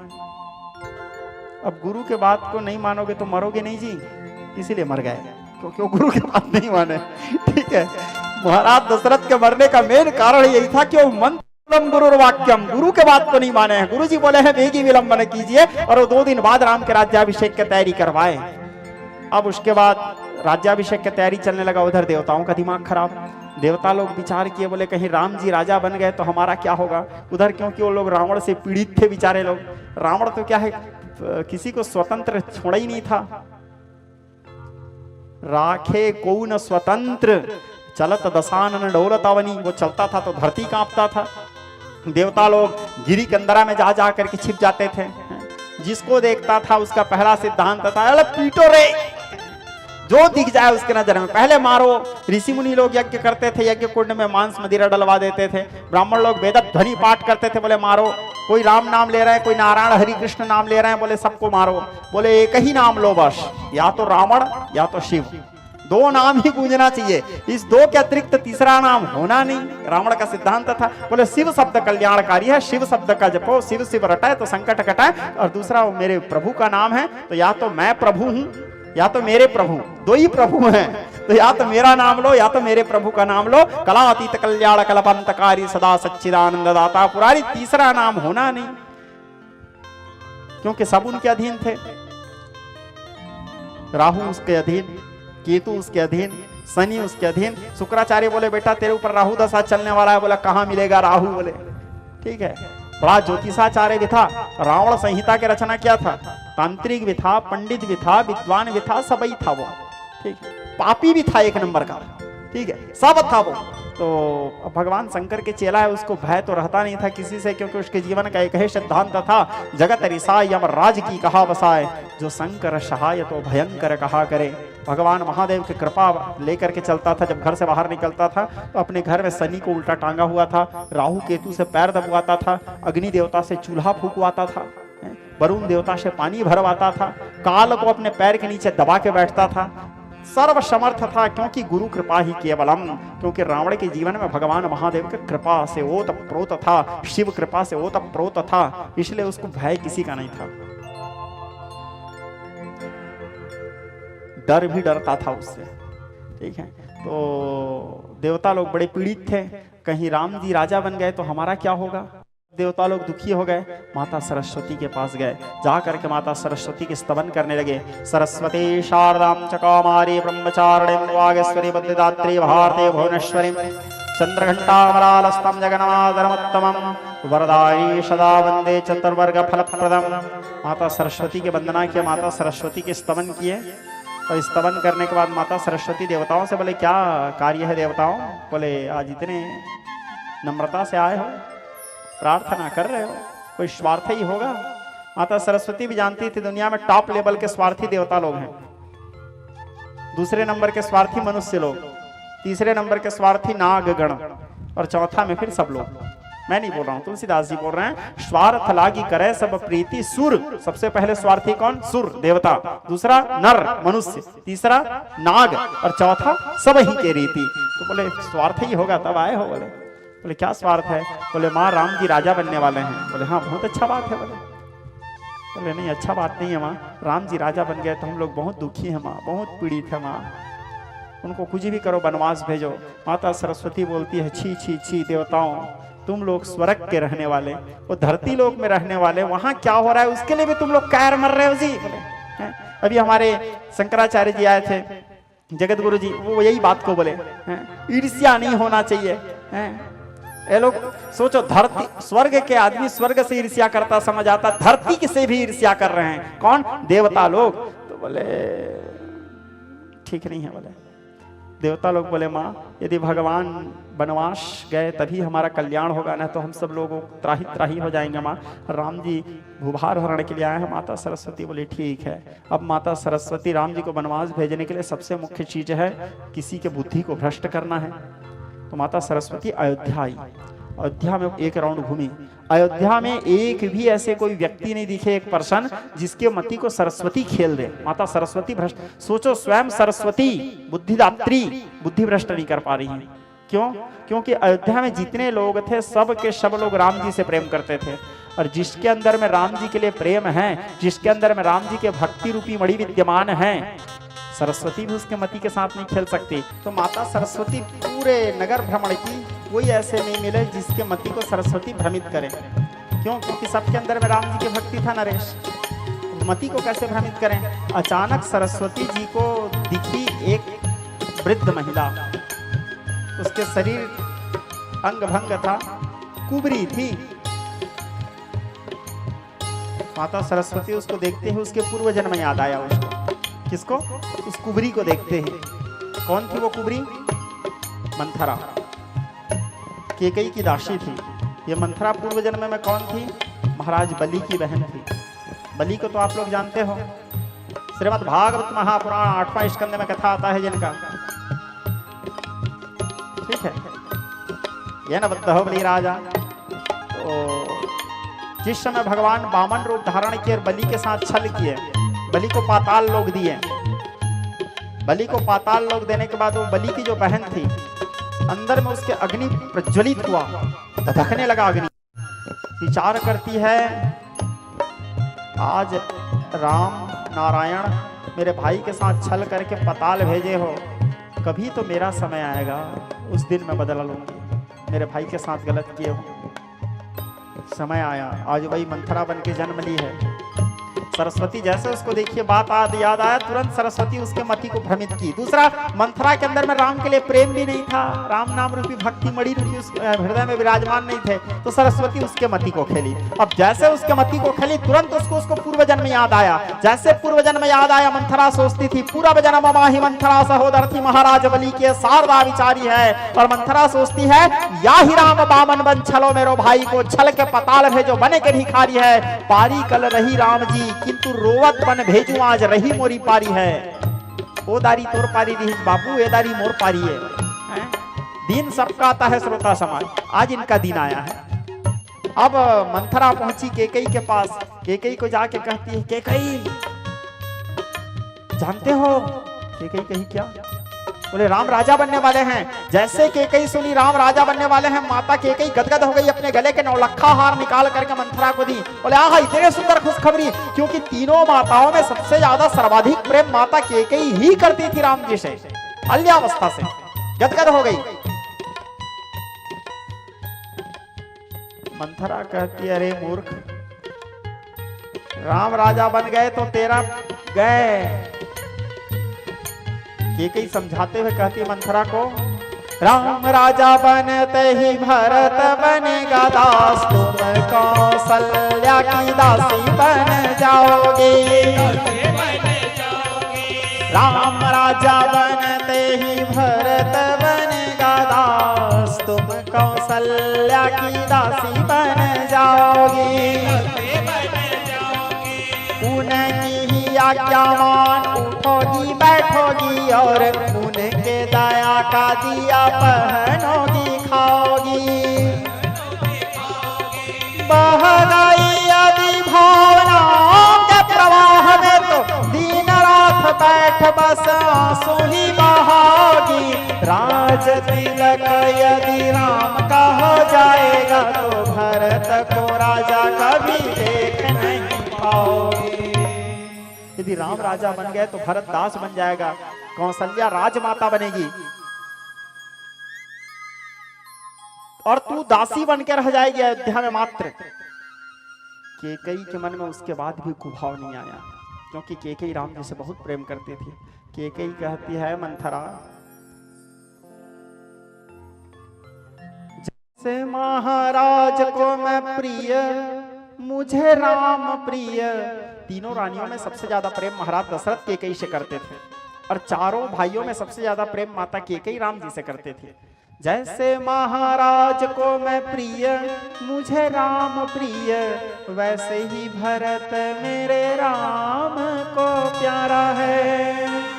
और वैसे ही चारों भाइयों में सबसे ज्यादा, तीनों भाइयों में सबसे ज्यादा प्रेम राम जी भरत जी से करते थे। तो जैसे मंथरा को समझा रही है, कौन केकई, जैसे महाराज को मैं प्रिय मुझे राम प्रिय, वैसे ही भरत मेरे राम को प्यारा है। अग्रज प्रथम अधिकारी होता राज्य का, अधिकार लेना अधिकार न हमारा है। मंथरा के लिए तू ही तीनों लोक में है, अमृत का सिंधु राम लगे जिसे खारा है। मंदमती तेरे वचन सुन लगता है, नियति ने तीर तेरे सुमति पे मारा है। अरे मंथरा, तेरे वाणी को सुन कैसे लगता है कि नियति तेरे मति के साथ खेल कर रहा है। बोले राम तेरे को खारा लग रहा है जो अमृत का समुद्र है, राम के लिए तेरे मन में इतना कुभाव, छी छी छी। मंथरा कहती है, अरे केकई को नृप हो या हमें का हानि, कोई भी राजा बने मेरे को क्या हानि है। राम राजा बनेंगे तो भी मैं दासी के दासी ही रहूंगी, राजमाता तो नहीं बन जाऊंगी। भरत राजा बनेंगे तो भी मैं दासी के दासी ही रहूंगी, राजमाता तो नहीं बन जाऊंगी। तो किसी के भी राजा बनने से मेरे को क्या फायदा। ठीक है, राजा कोई भी रहे, तेरे को नुकसान है और मैं क्या है तेरे दासी हूं इसलिए बोल रही हूं। अब केकई विचार की, बोले यही सही समय है, मैं भड़क जाती हूँ। केकई के मन में राम जी के लिए कुभाव नहीं था। केकई मन में विचार की यही सही समय है, मैं भड़क जाती हूँ। संसार को ये लगेगा कि मंथरा के भड़काने से केकई भड़क गई, उसको भी तो औखी चाहिए। जबकि केकई तो पूर्व में राम जी को वचन दे चुकी थी कि समय आने से मैं तेरे को वनवास दूंगी। जब राम जी बाल्यावस्था में थे, छोटे से थे, रघुनाथ जी कथा पुष्पांजलि में आता है कथा, छोटे से थे रघुनाथ जी, तो राम जी जब गेंद खेल रहे थे, गेंद खेलते खेलते वो कपड़ा का गेंद जो बना के खेलते हैं बच्चे लोग, तो गेंद खेल रहे थे तो एक दूसरे को मार मार के खेल रहे थे। वो गेंद पड़ा माता केकई के गाल में। उस समय माता केकई भोजन बना रही थी। भोजन बनाते समय माता केकई क्रोध में आ गई, उस गेंद को अग्नि में डाल दी, चूल्हे में डाल दी। राम जी रुदन करने लगे। राम जी रुदन करने लगे तो रघुनाथ जी के बाल्य स्वरूप, बाल्यावस्था, उसके मन भावन छवि को देख करके माता केकई की आंखों में आंसू आ गया। माता केकई कहती है, बेटा तू मेरा बेटा कब बनेगा रे। उनके राम जी को लाड करते हुए गोद में बिठाई। राम जी बोली, तुम्हारा बेटा तो बन जाऊंगा, लेकिन उसके लिए कुर्बानी देना पड़ेगा माँ, क्योंकि त्याग के बिना कुछ भी पाना संभव नहीं है। किसी भी चीज को पाने के लिए पहले आवश्यक है त्याग। सांस लेने के लिए भी सांस छोड़ना पड़ता है, त्यागोगे तब सांस लोगे। ठीक है, तो त्याग के बिना कुछ भी पाना संभव नहीं है, पहले त्याग आवश्यक है। तुमको क्या त्याग करना पड़ेगा। बोले मेरे को वनवास दे दो माँ 14 वर्ष का, तो मैं तुम्हारा बेटा बनूंगा। कि कई माता कांप गई। बोले राम क्या बोल रहे हो। बोले हाँ माँ। बोले तो फिर मेरा बेटा बनेगा। बोले हाँ। तो माता केकई कहती है, समय आने से मैं तेरे को 14 वर्ष के वनवास दूंगी बेटा। राम जी बोले समय आने से मैं भी तुम्हारा बेटा बनूंगा माँ। कभी जाना पुण्य पुरुषोत्तम क्षेत्र। महाराज पूर्व जन्म में महाराज दशरथ थे, ऐसा आता है वहां कथा। श्री गुंडीचा रानी पूर्व जन्म में माता कौशल्या थी, ऐसा माता केकई थी। जगन्नाथ जी के माता पिता कहलाते हैं। जगन्नाथ जी के माता पिता गुंडीचा मंदिर गुंडीचा रानी बनाई, श्री मंदिर महाराज इंद्रदुम्न बनाए। और जगन्नाथ जी के पुत्र आज भी जगन्नाथ जी इंद्रदुम्न और गुंडीचा रानी के लिए जब पितृपक्ष आता है तो उनके श्राद्ध तिथि आता है, श्राद्ध जगन्नाथ जी करते हैं। तर्पण जगन्नाथ जी करते हैं। क्या सौभाग्य महाराज इंद्रदुम्न का। स्वयं जगन्नाथ जी नीलाद्रीनाथ उनके लिए श्राद्ध तर्पण तिलांजलि आदि प्रदान करते हैं। उस दिन पूरा रात भर श्री मंदिर खुला रहता है महाराज इंद्रदुम्न की स्मृति में। और जिस समय चक्र में महादीप एकादशी के दिन महादीप प्रज्वलित किया जाता है, भगवान के एकादशी के दिन महादीप प्रज्वलित होता है, अखंड दीप प्रज्वलित होता है, उस समय महाराज इंद्रदुम्न के लिए कामना भी करते हैं, मणिमां देहि देवं कौपरे देवाधिदेवराज राजेश्वर ठाकुर मणिमा। भगवान के वहां मणिमा डाक भी किया जाता है। तो विज्ञ स्नेही स्वजन माता केकई बोली ठीक, अब समय आया। आज माता केकई वही बात को याद की, बोले हाँ राम को वनवास भेजती। माता केकई कोप भवन गवनी, केकई कोप भवन प्रवेश की और कोप भवन प्रवेश करने के बाद अपने सारे गहना को, अपने आभूषण निकाल दी, पूरे बाल को बिखेर दी, विचित्र वेशभूषा। नारी चरित्र, त्रिया चरित्र, त्रिया चरित्र तो ऐसा है श्रोता समाज उसको कोई नहीं समझ सकते, कोई क्या देवता लोग भी नहीं समझ सकते। कृष्णगुप्त कौटिल्य कहते हैं त्रिया चरित्रम पुरुषस्य भाग्यम देवो न जानाति कुतो मनुष्य। नारी के चरित्र और पुरुष के भाग्य को तो देवता नहीं समझ सकते, मनुष्य कहां से समझेगा। दूसरा गोस्वामी जी लिख रहे हैं बाल बने अवसर का भयं गयो नारी विश्वास। नारी किस समय क्या कर दे कोई ठिकाना नहीं। योग सिद्धि फल पाई जिमी जति है विद्या नाश। महाराज दशरथ को पता चला कि केकई कोप भवन प्रवेश किए है। महाराज दशरथ के पूरे अंग कांप गए, घबरा गए महाराज दशरथ। क्यों? क्योंकि कोप भवन जाना मतलब कोई दिक्कत वाला बात है। एक कोप भवन क्या है? कोप भवन क्या है? कोप भवन अर्थात पहले के जमाने में क्या होता था, राजा महाराजा लोग अपने बाई लोगों के मुंह फुलाने के लिए एक तो अतिरिक्त कक्ष बना के रखते थे। ठीक है, मतलब उस रूम में, उस कक्ष में हमारी धर्म पत्नी चले गई है, मतलब समझ जाओ मुंह फुलाई। ठीक है, उसको मुंह फुलाने वाला कक्ष भी बोल सकते हो, अतिरिक्त कक्ष कोप भवन। तो मतलब वहां चले गए, मतलब समझ जाओ कुछ मंगने वाली है, उसके मन में कुछ चल रहा है, वो मुंह फुलाई है। ठीक है, आज ज्यादा लड़ाई झगड़ा इसलिए होता है क्योंकि अब कोप भवन नहीं बनाते। कोप भवन बनाते तो वहां चले जा रहती, आप वहीं जाते, अंदर में सब सेटलमेंट हो जाता आपका है? अब जब भी घर बनाओगे एक तो अतिरिक्त कक्ष बनाना। ठीक है, कोप भवन समझ रहे हो नरेश? हाँ, महू बनाऊंगा मिक्कू तोर बहनी भर। ठीक है, तो हम लोगों का भारी लड़ाई होता है, गाँव गाँव मारो काट हो जाते हैं हम लोग। ठीक है, तो एक तो बहुत जरूरी है मेरे लिए, तो विशेष करके तो उसका पैसा तुमसे लूंगा अमन। ठीक है, अतिरिक्त कक्ष का। ठीक है, नहीं तुमसे नहीं लूंगा, हमारे ससुर जी से लूंगा, उसकी बेटी के लिए बनेगा ना वो। ठीक है, किस स्नेही स्वजन माता केकई कोप भवन गई है, सुनते ही महाराज दशरथ के पूरे शरीर कांप गए, घबरा गए। महाराज दशरथ विचार के अब जाना तो पड़ेगा, और सुबह राम राजा बनने वाले हैं और आज कोप भवन गए हैं।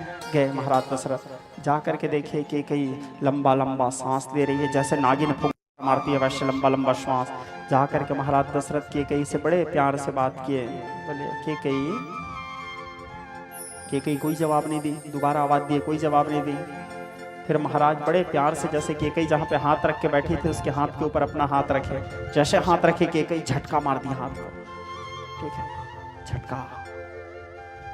दशरथ जी के पूछने पे वह उत्तर को रही कंठ पे रोके, हाथ से हाथ का स्पर्श हुआ तो हाथ छुड़ा दिया निष्ठुर होके। कामनाई कोई मनोभाव तो अंत में बोले धीरज खोके, राम सपत सब तुम पे निछावर, चाहे जो मांग लो निर्भय होके। बोले राम के शपथ लेके कहता हूँ केकई, तुम जो मांगोगे मैं दे दूंगा, बताओ तो सही तुम्हें क्या चाहिए। तब केकई कहती है हमेशा दे दूंगा बोलते हो लेकिन देते हो नहीं। बोले तू बता ना क्या चाहिए। केकई कहती है आपको याद है महाराज पूर्व में आप मेरे को 2 वचन दिए हो। बोले हाँ याद है। केकई को 2 वचन दिए थे महाराज। एक वचन कब दिए थे वो 2 वचन? एक वचन केकई के साथ स्वयंवर के समय, एक वचन देवासुर संग्राम के समय। 2 अवस्थाओं में वचन दिए थे। और तो केकई को मंगने बोले तो केकई बोले समय आने से मांग लूंगा। और आज वो समय आया है, कभी भी श्रोता समाज भावावेश में आकर के किसी को भी वचन नहीं देना चाहिए, क्योंकि जिस समय आप वचन दे रहे हो उस समय की परिस्थिति अलग रहता है, और जब वचन निभाने के समय आएगा तो उस समय की परिस्थिति कुछ और रहेगा। महाराज जब वचन दिए थे तब की परिस्थिति कुछ और था, आज जो परिस्थिति है वो कुछ और है। कई कही तो 2 वचन याद है? बोले हाँ याद है। मेरा पहला वरदान यह है महाराज, देहु एक बर भरतहि टीका। मेरा पहला वरदान यह है कि राम नहीं भरत राजा बनेंगे, राम नहीं भरत राजा बनेंगे। महाराज दशरथ के लिए कोई बहुत बड़ा शब्द नहीं था, क्योंकि राम ने महाराज दशरथ के लिए मोरे राम भरत 2 आंखी सत्य कहूं मैं शंकर साखी, उनके लिए राम और भरत दोनों एक समान है। राम राजा बने या भरत राजा बने दोनों एक बराबर है। महाराज दशरथ को उतना कोई विशेष दुख नहीं हुआ, ठीक है।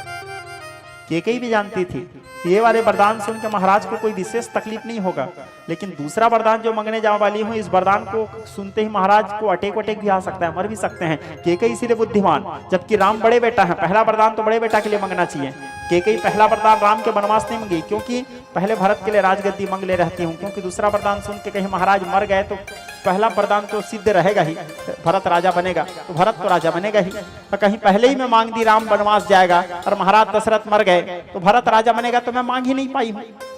इसलिए पहले देव हूं एक बार भरत हूं टीका, पहले वरदान भरत के लिए राज्याभिषेक मांगी, और दूसरा वरदान मांगने से पहले भी केकई जानती थी अब लफड़ा होगा, इसलिए दूसरा वरदान मांगने से पहले एक और चौपाई लिखे तुलसीदास। केकई क्या करती है? मांगऊं दूसर वर कर जोरी, मांगऊं दूसर वर कर जोरी, अपूरवाहु नाथ मनोरथ मोरे। दूसरा वरदान मांगते हुए फिर एक बार याद दिला, याद है ना वो वचन? बोले हाँ याद है। तब फिर केकई कहती है, तापस वेश अविशेष उदासे, तापस वेश अविशेष उदासे, 14 वर्ष राम वनवासी। तापस वेश अर्थात तपस्वी के वेश में 14 वर्ष के लिए राम वनवास जाएं। जैसे महाराज दशरथ सुने, महाराज दशरथ अवाक रह गए, धड़ाम से नीचे में गिर गया, पूरे शरीर से प्रश्वेद निकलने लगा। महाराज दशरथ कहने लगे, केकई ये तुमने क्या कह दिया? केकई एक बार तो कह दे केकई कि तू मेरे साथ विनोद कर रही थी, मजाक कर रही थी। केकई कहती थी, मैं जानती थी महाराज, जब आप दे नहीं सकते थे तो आप वचन क्यों दिए थे महाराज, और वचन दिए हो तो उसको पूरा करो। महाराज मैं तो जब से ब्याह हो के आई हूँ तब से सुनती आई हूँ, रघुकुल रीत सदा चली आई, प्राण जाए पर वचन न जाए। आज आपके उस रघुकुल की रीति का क्या हुआ महाराज? महाराज दशरथ कहने लगे कि कही तू तो अयोध्या रूपी चंदन के वन को अग्नि बन करके ध्वंस करने वाली है। कि कही राम के बारे में जरा विचार करके कही, नीलांबुज श्यामल कोमलांगम नीलोत्पल्ल तन श्याम काम कोटि शोभाधिक। उसके कोमलता को विचार करो। फूल तोड़ने भी रघुनाथ जी जाते हैं तो फूल तोड़ने में कितना मेहनत लगता होगा सोचो। उसमें भी राम जी को पसीना निकलते हैं मानस के अनुसार। फूल तोड़ने में भी रघुनाथ जी को प्रश्वेद निकलते हैं। इतने कोमल है रघुनाथ जी, और तू उसके लिए वनवास मांग रही। के कही तू तो आज तक सर्वाधिक प्रेम राम से करने का दिखावा करती थी। के कही लंबा लंबा श्वास देने लगी। के कही भी जान रही है कि महाराज दशरथ मर जाएंगे। संसार केकई को आरोप लगाते हैं, केकई के ऊपर लांछन लगाते हैं कि केकई के कारण ही राम जी वनवास गए। स्नेही स्वजन, केकई रामचरितमानस के वो पात्र है जिसने वो भूमिका अदा किया जिसके कारण आज आप और हम सबका कल्याण हो रहा है। यदि केकई राम जी के लिए वनवास नहीं मांगती तो राम जी वनवास नहीं जाते, राम जी वनवास नहीं जाते तो तुलसीदास जी रामचरितमानस नहीं लिखते। और यदि लिखते तो आज आप और हम सब लोग सुमरी सुमरी नर भवनि धिता रही, संसार रूपी सागर से आप और हम सब कैसे पार होते। मानव का मानस पवित्र करने के लिए भूतल में भारत का गौरव बढ़ाता कौन, देश में विदेश में अनेक देश में विचित्र राम के चरित्र का पताका फहराता कौन, डूबती सनातन को नौ भव वारदी से भैरव कराल कली काल से बचाता कौन, राम जानकी की चारु चरितावली में दिव्य तुलसी तुम्हारे बिना मानस बनाता कौन। तुलसीदास जी मानस कैसे लिखते, वेद मत सोधी सोधी वेद पुराण समय संत संतन को वेद को बढ़ावतो, कपटी कुराही कली के कुचाली जीव कौन, राम नाम हो को चर्चा चलावतो। मेनी कवि कहे मानो मानो या प्रतीतवाद, पाहन हेम वन प्रेम उपजावतो, हरि भव सागर उतार तो कहवन पार जो पे रामायण तुलसी न गावतो। तुलसीदास जी यदि रामायण गान किए तो इसमें अहम भूमिका माता कैकेयी का है। सारा संसार कैकेयी को कलंक लगाए, भरत जैसा बेटा जीवन भर मां कहना बंद कर दिया, महाराज दशरथ के मौत का कारण बन गई, अपने सर में इतना बड़ा कलंक ले ली, अपने सुहाग उजाड़ दी। राम के चरित्र को पवित्र बनाने के लिए रघुपति कीरति विमल पताका दंड समान भयहु जस जाका, राम जी के यश कीर्ति पताका को फहराने के लिए डंडा बनने का काम कर दी माता कैकेयी। वो हम और दूसरा आप लोग विचार करो, यदि कैकेयी के सर कलंक से काली न होती तो लंका में रक्तों की लाली न होती। रावण के वध के अहम भूमिका निभाई है माता कैकेयी। यदि कैकेयी के सर कलंक से काली न होती तो लंका में रक्तों की लाली न होती, और लंका में रक्तों की लाली न होती तो आज भारत में दशहरा दिवाली न होती, आज भारत में दशहरा और दिवाली नहीं होता। वो भूमिका अदा किए, महान है माता कैकेयी। रघुपति कीरति विमल पताका दंड समान भयहु जस जाका। विज्ञ स्नेही स्वजन, यहाँ पर महाराज दशरथ तो कुछ बोल नहीं पा रहे थे, पूरा रात 4 प्रहर बीता। सुबह सुबह पूरे नगरवासी, क्योंकि सुबह ही राम का राज्याभिषेक होने वाला था, सुबह सुबह पूरे नगरवासी एकत्र हो गए महाराज दशरथ के द्वार में। सूर्य चढ़ गया, दिन का 1 प्रहर हो गया, लेकिन महाराज दशरथ अयोध्या से बाहर नहीं निकले। जबकि महाराज दशरथ के नित्य क्रिया क्या था, रोज महाराज दशरथ सुबह सूर्य निकलने से पहले उठ करके पूरे अयोध्या का परिक्रमा कर लेते थे, जनता के जनमानस के पूरे हाल को जान लेते थे कि मेरे प्रजा क्या चाह रहे हैं, मेरे प्रजा में कौन दुखी है कौन, सबको देख करके महाराज दशरथ वापस आते थे। आज लेकिन महाराज दशरथ ने उठे, पूरे नगरवासी कहने लगे आज सूर्य चढ़ गया, सूर्य निकल गया, लेकिन हमारे सूर्य वंश के सूर्य अभी तक कैसे उदय नहीं हुए। सचिव सुमंत से कहे, सुमंत अयोध्या के सचिव भी थे और महाराज दशरथ के मित्र भी थे, जाओ सुमंत पता लगाओ। महाराज सुमंत गए, महाराज अपने कक्ष में नहीं थे, कौशल्या के कक्ष में नहीं थे, सुमित्रा के कक्ष गए वहां नहीं थे, कैकेयी के कक्ष गए वहां भी नहीं थे। दास दासियों के द्वारा पता चला कि महाराज तो रात भर रोते हुए कोप भवन में पड़े थे। तब सचिव सुमंत कोप भवन प्रवेश किए, वहां जाके देखे विक्षिप्त अवस्था में महाराज दशरथ जमीन में लेटे हुए थे, रो रहे थे, रुदन कर रहे थे, विलाप कर रहे थे, करुण क्रंदन कर रहे थे। सुमंत जी तो देखते ही समझ गए कि कैकेयी कोई ना कोई षड्यंत्र की है। जाके महाराज की चरण वंदन किए, बोले महाराज ये आपकी अवस्था। कैकेयी उच्च स्वर से कहती है, सुमंत जाओ राम को बुला के लेके आओ। चतुर सुमंत ने जान लिया कि कैकेयी ने ये कुचाल चली है, राम का राज तिलक होगा ये सोच के वो सर्वांग जली है। किंतु सुमंत समझ नहीं पाए देवों की रणनीति फली है, रानी को छलने वाली, राजा को छलने वाली रानी की मति विधिना ने छली है। किसी को समझ नहीं आ रहा है, कोई कैकेयी के ऊपर कलंक लगा रहे हैं, कोई मंथरा के ऊपर कलंक लगा रहे हैं, लेकिन पूरा खेल तो माता सरस्वती कर रही है। और सरस्वती भी क्या खेल कर रही है, राम करन चाहन सोई होई करे अन्यथा नहीं कोई। जो हो रहा है राम जी की इच्छा से हो रहा है। सुमंत जी गए, राम जी से मिले, राम जी को लेकर आए, राम जी आए, आकर के अपने पिताजी की उस अवस्था को देख करके राम जी की आंखों में आंसू आ गया। राम जी के चरण वंदन किए, बोले माँ कैकेयी से कहे, बोले पिताजी की अवस्था का कारण क्या है माँ? बोले तू है बेटा कारण। बोले मैं माँ, मैं कैसा माँ? बोले तेरे लिए वनवास मांगी हूँ राम, भरत के लिए मैं राज्याभिषेक मांगी, तुम्हारे पिताजी इसी कारण विक्षिप्त अवस्था में हैं। राम जी के उसके बाद भी शील स्वभाव को देखो, कोमल चित्त अति दीन दयाला, उसके कोमल स्वभाव को विचार करो। राम जी माता कैकेयी से कहते हैं आप डायरेक्ट मेरे को भी तो आदेश कर सकते थे ना माँ, क्या आपको अपने राम पे भरोसा नहीं था माँ? आप सीधा मुझको बोलते राम वनवास चले जाओ, मैं आपके आदेश पालन करके वनवास चले जाता माँ। पिताजी को क्यों कष्ट दिए माँ, पिताजी को क्यों कष्ट दिए? राम जी बोले मैं आता हूँ माँ, तैयार होके राम जी वनवासी वेश धारण किए।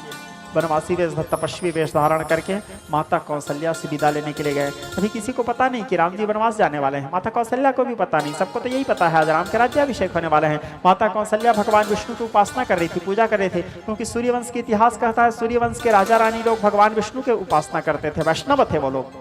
धर्म धुरंधर गुण निधि ज्ञानी हृदय भगति मति सारंग पाणी की भक्ति करते थे। सारंग पाणी किसे बोलते हैं? भगवान विष्णु को बोलते हैं। विष्णु सहस्त्र नाम के सबसे आखिरी नंबर के श्लोक में महर्षि वेदव्यास लिखते हैं शंख चक्रंत के भृंगे सारंग धर्मागदाधर प्रथंग पाणी रक्षभ्यो सर्व प्रहणार्युध।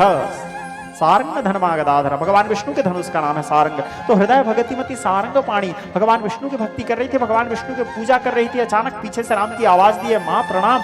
माता कौशल्या पलट के देखी पीछे राम को, कहने लगी बेटा राज्याभिषेक का तैयारी हो गया? राम सहसा कह उठे, माँ हाँ राज्याभिषेक का तैयारी भी हो गया माँ, और राज्याभिषेक भी हो गया। माता कौशल्या आश्चर्य में पड़ गई, राज्याभिषेक हो गया?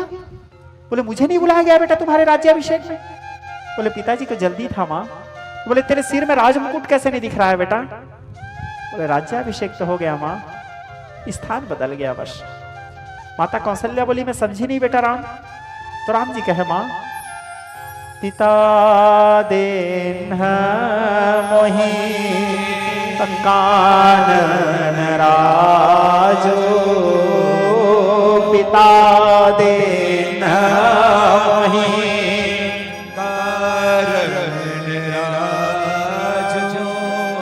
जहाँ सब भांति मोर माँ पिताजी मुझे जंगल के राजा बना दिया माँ, जहाँ सभी प्रकार से मंगल होने वाला है।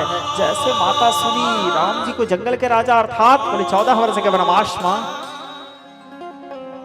माता केकई अवाक रह गई। माता केकई यहाँ पे एक शब्द बोलती है राम जी से, बोले बेटा राम तुम हमारे घर में जन्म लेके बहुत बड़ी गलती की, और खास करके मेरे गर्भ से जन्म लेके गलती की।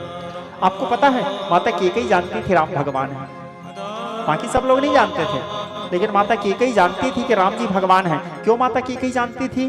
क्योंकि माता केकई के सामने तो सीधा प्रकट हुए थे, भय प्रकट कृपाला, वो देखी थी लाइव।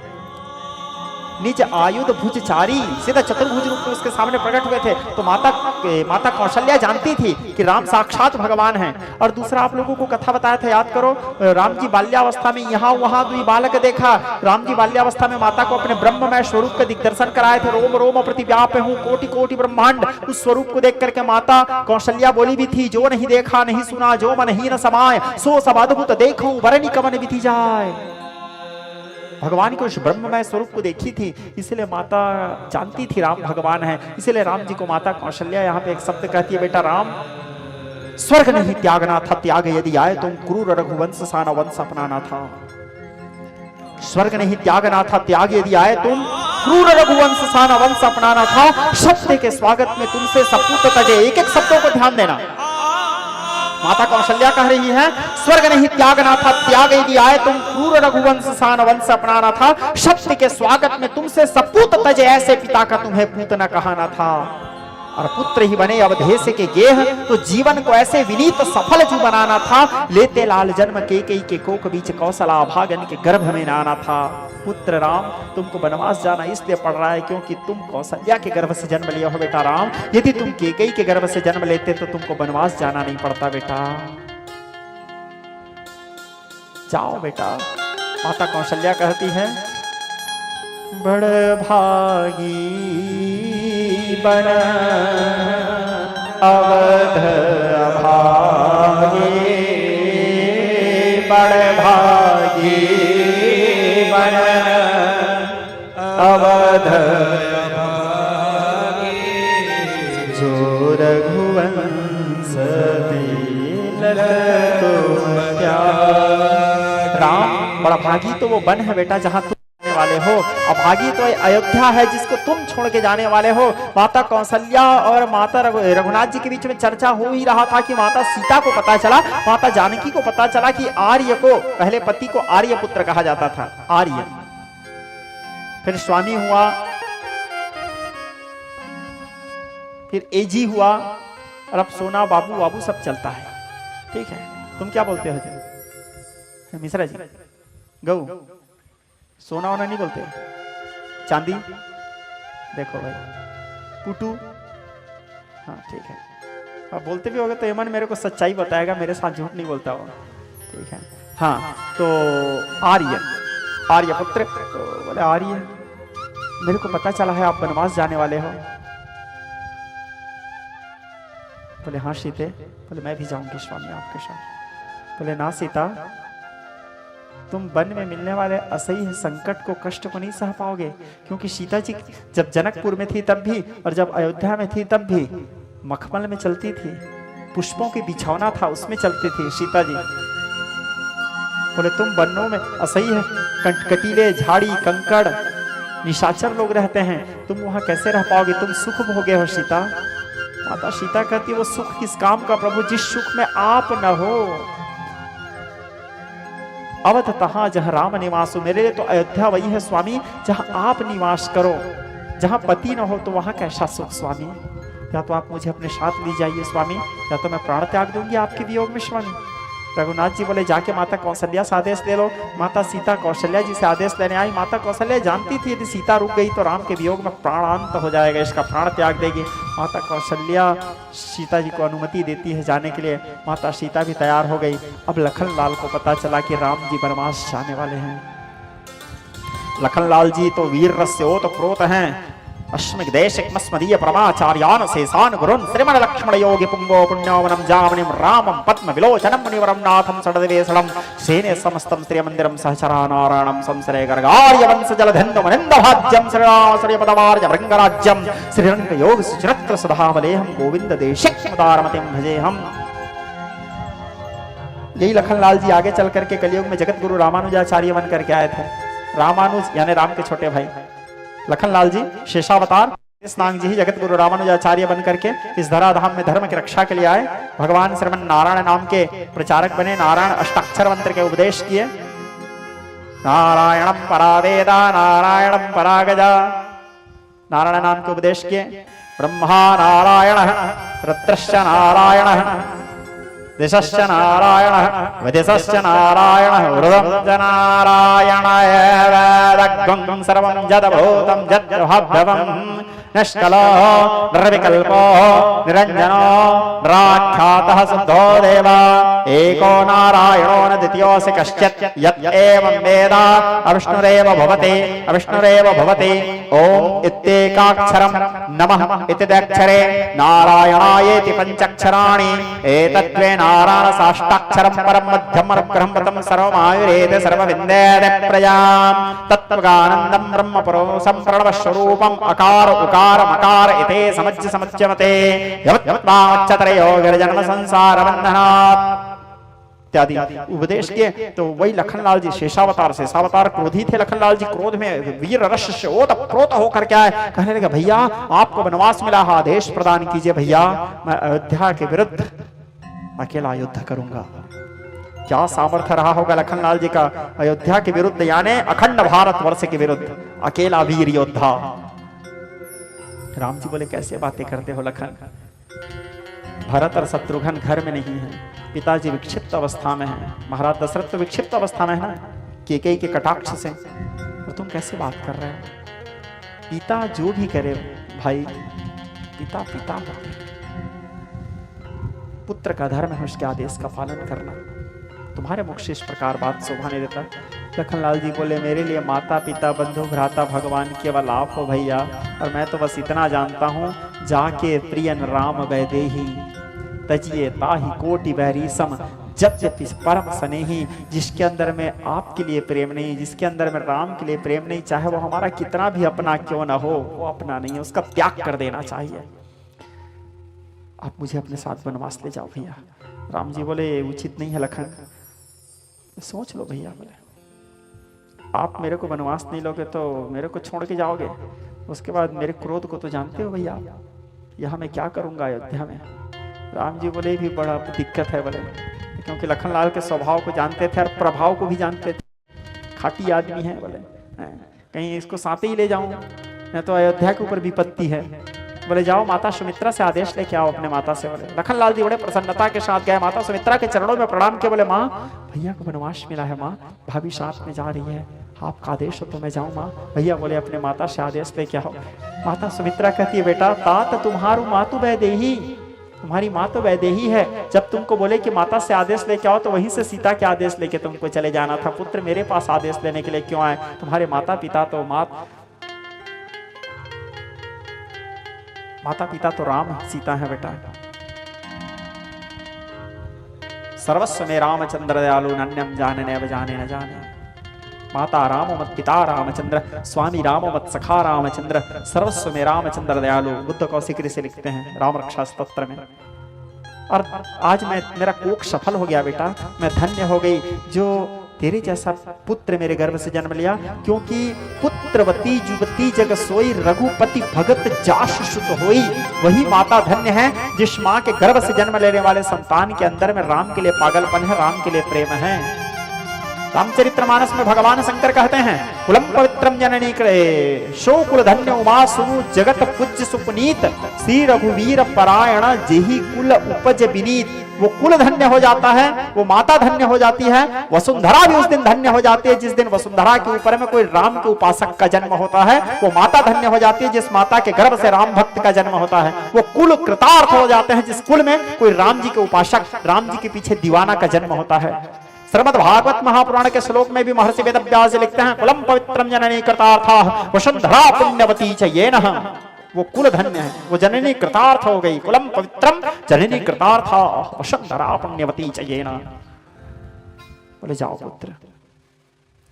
लखनलाल जी भी वनवासी वेश धारण किया, तपस्वी वेश, राम जी के पास आए। राम लक्ष्मण माता जानकी वनवास में विदा लेने के लिए महाराज दशरथ के पास गए। जैसे महाराज दशरथ वनवासी वेश में राम जी को देखे अवाक रह गए, चित्कार मार के रोने लगे, विलाप करने लगे, रुदन करने लगे। सुमंत को बुलाए, सुमंत को बुला के बोले सुमंत एक काम करो, रथ लगाओ, रथ में राम लक्ष्मण सीता को बिठाओ, 4 दिन जंगल घुमा देना और जंगल घुमा के वापस लेके आ जाना। तुम मेरे मित्र हो, मेरे बात का ध्यान रखना। सुमंत जी रथ लगाए, राम लक्ष्मण माता जानकी बाहर निकल रहे थे। द्वार में गुरु महाराज वशिष्ठ खड़े थे। निकसी द्वार वशिष्ठ भय ठाड़े। गुरु महाराज वशिष्ठ की आंखों से आंसू बहने लगा। राम जी अपने गुरु जी को समझाए, बोले गुरुदेव आपको तो गर्व होना चाहिए गुरुदेव, आपका शिष्य हूं मैं। जिस दिन कोई शिष्य अच्छा कार्य करता है तो भी गुरु का नाम होता है। किसके शिष्य है? शिष्य कोई गलत काम करता है तो भी गुरु बदनाम होता है। बोले किसके शिष्य है? ये ऐसा तो इसके गुरु कैसा होगा? शिष्य कुछ अच्छा करते हैं तो ये ऐसा तो इसके गुरु कैसे होंगे? आपको तो गर्व होना चाहिए गुरुदेव। धर्म की रक्षा के लिए, पिता के वचन को निभाने के लिए मैं वनवास जा रहा हूं गुरुदेव। सबके भार संहारो गोसाई, सबकी रक्षा आप करो गुरुदेव, सबको माता पिता बन करके, क्योंकि पिताजी की अवस्था भी संभालने लायक नहीं है। पिताजी को भी आप संभालो, इस राज्य को भी आप संभालो गुरुदेव। अपने गुरु जी से विदा लेकर के रामपुर अयोध्या वासियों को हाथ जोड़ करके कहते हैं आप सभी लोग यदि मेरे से प्रेम करते हो तो आप सब लोग ऐसा कार्य करो जिस कार्य से मेरे पिताजी को सुख मिले। इस प्रकार कह करके राम जी रथारूढ़ हुए। रथारूढ़ हो गच्छन पते दभो पटले। जब राम जी वनवास के लिए सुमंत जी के साथ चलने लगे, पूरे अयोध्या वासी उनके साथ चलने लगे। देखते देखते पूरा अयोध्या खाली हो गया। केवल राम जी वनवास नहीं गए थे, पूरा अयोध्या वनवास गया था। नर नारी बाल वृद्ध रोगी सब, पूरा अयोध्या खाली। पहला दिन राम जी गए तमसा नदी के किनारे विश्राम किए, पूरे अयोध्या वासी साथ में थे। विश्राम किए, सब लोग शयन किए। अर्धरात्रि के रघुनाथ जी उठे, सुमंत जी को उठाए। सुमंत जी से कहे तात यदि हम लोग सुबह यहां से आगे बढ़ेंगे तो पूरा अयोध्यावासी फिर हमारे साथ जाएंगे। आप तो रथ चलाने में माहिर हो, रथ चलाने में महारत हो, आप खोह चिन्ह बनाइए और खोह चिन्ह बना करके ऐसे रथ चलाइए कि सुबह ये लोग उठने के बाद इनको समझ ना आए कि हमारे रथ किस दिशा में गया है, इधर गया है उधर गया है। ये लोग भ्रमित हो जाएं और भ्रमित होकर के वापस लौट जाएं। ऐसे खोह चिन्ह बना करके हम यहां से चलते हैं। सुमंत जी रथ चलाने में महारथ थे। राम लक्ष्मण सीता को बिठा के खोह चिन्ह मारे और खोह चिन्ह मार करके रथ को आगे पीछे करके वहां से राम जी को लेकर के आगे श्रृंगवेरपुर की ओर प्रस्थान किए। सुबह जब पूरे नगरवासी अयोध्यावासी जगह तमसा नदी के किनारे देखे, वहां राम लक्ष्मण सीता नहीं, सुमंत नहीं, रथ नहीं, रथ के पीछा करने का प्रयास किया लेकिन समझ नहीं आया रथ कौन से दिशा में गए हैं। सारे अयोध्यावासी रुदन करने लगे, विलाप करने लगे, प्रलाप करने लगे और वहां से वापस लौट के आ गए कहां? अयोध्या। और अयोध्या में आकर के राम के इंतजार करते हुए, राम नाम का जप करते हुए दिन व्यतीत करने लगे। अब इधर राम जी पहुंचे श्रृंगवेरपुर सुमंत जी के साथ। अब रघुनाथ जी आगे चलने लगे, चलते चलते श्रृंगवेरपुर पहुंचे। वहां श्रृंगवेरपुर में निषादों को पता चला, निषादों की नगरी था, गुहों को, वहां गुहराज निषाद रहते थे। ये गुहराज निषाद कौन है? उस नगरी के राजा हैं। पूर्व जन्म में कौन थे वो? यहाँ महाराज लोग कितने जने हैं पुरोहित कर्म करने वाले? ईमानदारी से हाथ उठाना। एक जने बस। महू, ठीक है। हाँ तो बताओ गुहराज कौन थे? कान्हा नहीं? वाह, सत्यनारायण कथा, ठीक है। दूसरा अध्याय, दूसरा कथा किसका कथा है? लकड़ी के बेचने वाला लकड़हारा जो भगवान की पूजा करके जो जंगल जाता था, लकड़ी बेच के लाता था, लकड़ी पे बेचने के बाद उसी मूल्य को एकत्र करके भगवान सत्यनारायण जी की पूजा करवाया। 5वां अध्याय के श्लोक में वेदव्यास जी लिखते हैं, काष्ठभारो बहुबिल्लो गुहुराजा बभूव। वही लकड़ी के बेचने वाला भिल्ल दूसरे जन्म में गुहुराज निषाद हुए। राम जी के साथ मित्रता करके राम जी को गंगा पार करवा के स्वयं संसार रूपी सागर से पार हुए, स्कंद पुराण रेवा खंड के अंतर्गत, ठीक है। हाँ, तो वही गुहराज निषाद है जिसकी कथा आप लोग सुनते हो सत्यनारायण कथा में, लकड़ी के बेचने वाला। तो पूरे निषादों को जब पता चला राम जी वनवास आए, सब लोग मिलने आए, सब लोग बोले चलो 14 वर्ष श्रृंगवेरपुर में निवास करना। राम जी बोले पिताजी मेरे को वनवास दिए हैं, नगरवास नहीं दिए हैं। नगर श्रृंगवेर नगर है, वहां निवास नहीं कर सकता, गांव में निवास नहीं कर सकता, जंगल में निवास कर, वनवास। कंदमूल फल लाए भगवान खाए, गुहराज को गले लगाए, मित्रता किया, भगवान उसको मित्र शब्द से संबोधित किए। शिष्पा वृक्ष के नीचे घास के कूस के बिछौना बिछाए, राम जी उस बिछौना में विश्राम के जानकी जी के साथ। लखनलाल जी का आज पहला रात्रि जागरण है। क्यों रात्रि जागरण है? क्योंकि मेघनाथ को वरदान है, जो 14 वर्ष तक की नींद और नारी का त्याग करेगा वही मेघनाथ को मार सकता है। लखनलाल जी 14 वर्ष तक सोए नहीं हैं और 14 वर्ष तक उर्मिला से भी अलग है। अखंड ब्रह्मचर्य व्रत का पालन किया है लखनलाल। सोचो 14 वर्ष नहीं सोए हैं। आगे चल करके जब मेघनाथ का वध हुआ, उर्मिला लखनलाल की पत्नी, सुलोचना मेघनाथ की पत्नी, सुलोचना अपने पति के सर लेने के लिए आई, मुंडी। जब मुंडी लेने के लिए आई तो राम जी से सुलोचना, सती सुलोचना, अखंड पातिव्रता थी वो भी, सती सुलोचना कहती है प्रभु यहाँ लड़ाई लखनलाल और मेरे पति का नहीं था। तो बोले लड़ाई तो मेरे और उर्मिला का था। सुलोचना कहती लड़ाई किसका था? लखनलाल और मेरे पति मेघनाथ का नहीं था, लड़ाई मेरे और उर्मिला का था। मेरी और उर्मिला की बरनी बंधी समर में जो बैठी अवध में सुमरनी लिए हाथ है। लड़ाई किसका किसका था? मेरे और उर्मिला का था, क्योंकि मैं भी पातिव्रता, उर्मिला भी पातिव्रता। फिर भी मेरे पति मर गए, उर्मिला जीत गई, मैं हार गई। कारण क्या था जानते हो राम? क्योंकि मैं रोज पातिव्रता होते हुए भी सुख सेज में सो रही थी और वो वियोगिनी बन करके, वैरागिनी बन करके एक हाथ में माला लेकर के अपने पति के नाम का जाप कर रही थी, ब्रह्मचर्य व्रत का पालन कर रही थी। और किसी भी साधना और सिद्धि को प्राप्त करने के लिए तंत्र क्रिया कहता है सबसे पहले ब्रह्मचर्य। हमारे आचार्य कहते हैं जो व्यक्ति अपने ब्रह्मचर्य को जीत लिया, समझ जा वो विश्व विजेता है, वो किसी के ऊपर भी विजय प्राप्त कर सकता है, कोई भी अभिष्ट सिद्धि को प्राप्त कर सकता है। किसी भी सिद्धि को प्राप्त करने के लिए सबसे पहले आवश्यक है ब्रह्मचर्य। लखनलाल जी एक तो ब्रह्मचर्य, दूसरा नींद, 14 वर्ष तक के निद्रा का भी त्याग किए थे, 14 वर्ष तक जगे थे। तो राम जी बोला ऐसा नहीं है, 14 वर्ष तक के लखनलाल जगा था इसीलिए हमारा पक्ष सबल हो गया, इसीलिए लखनलाल जी जीत गए।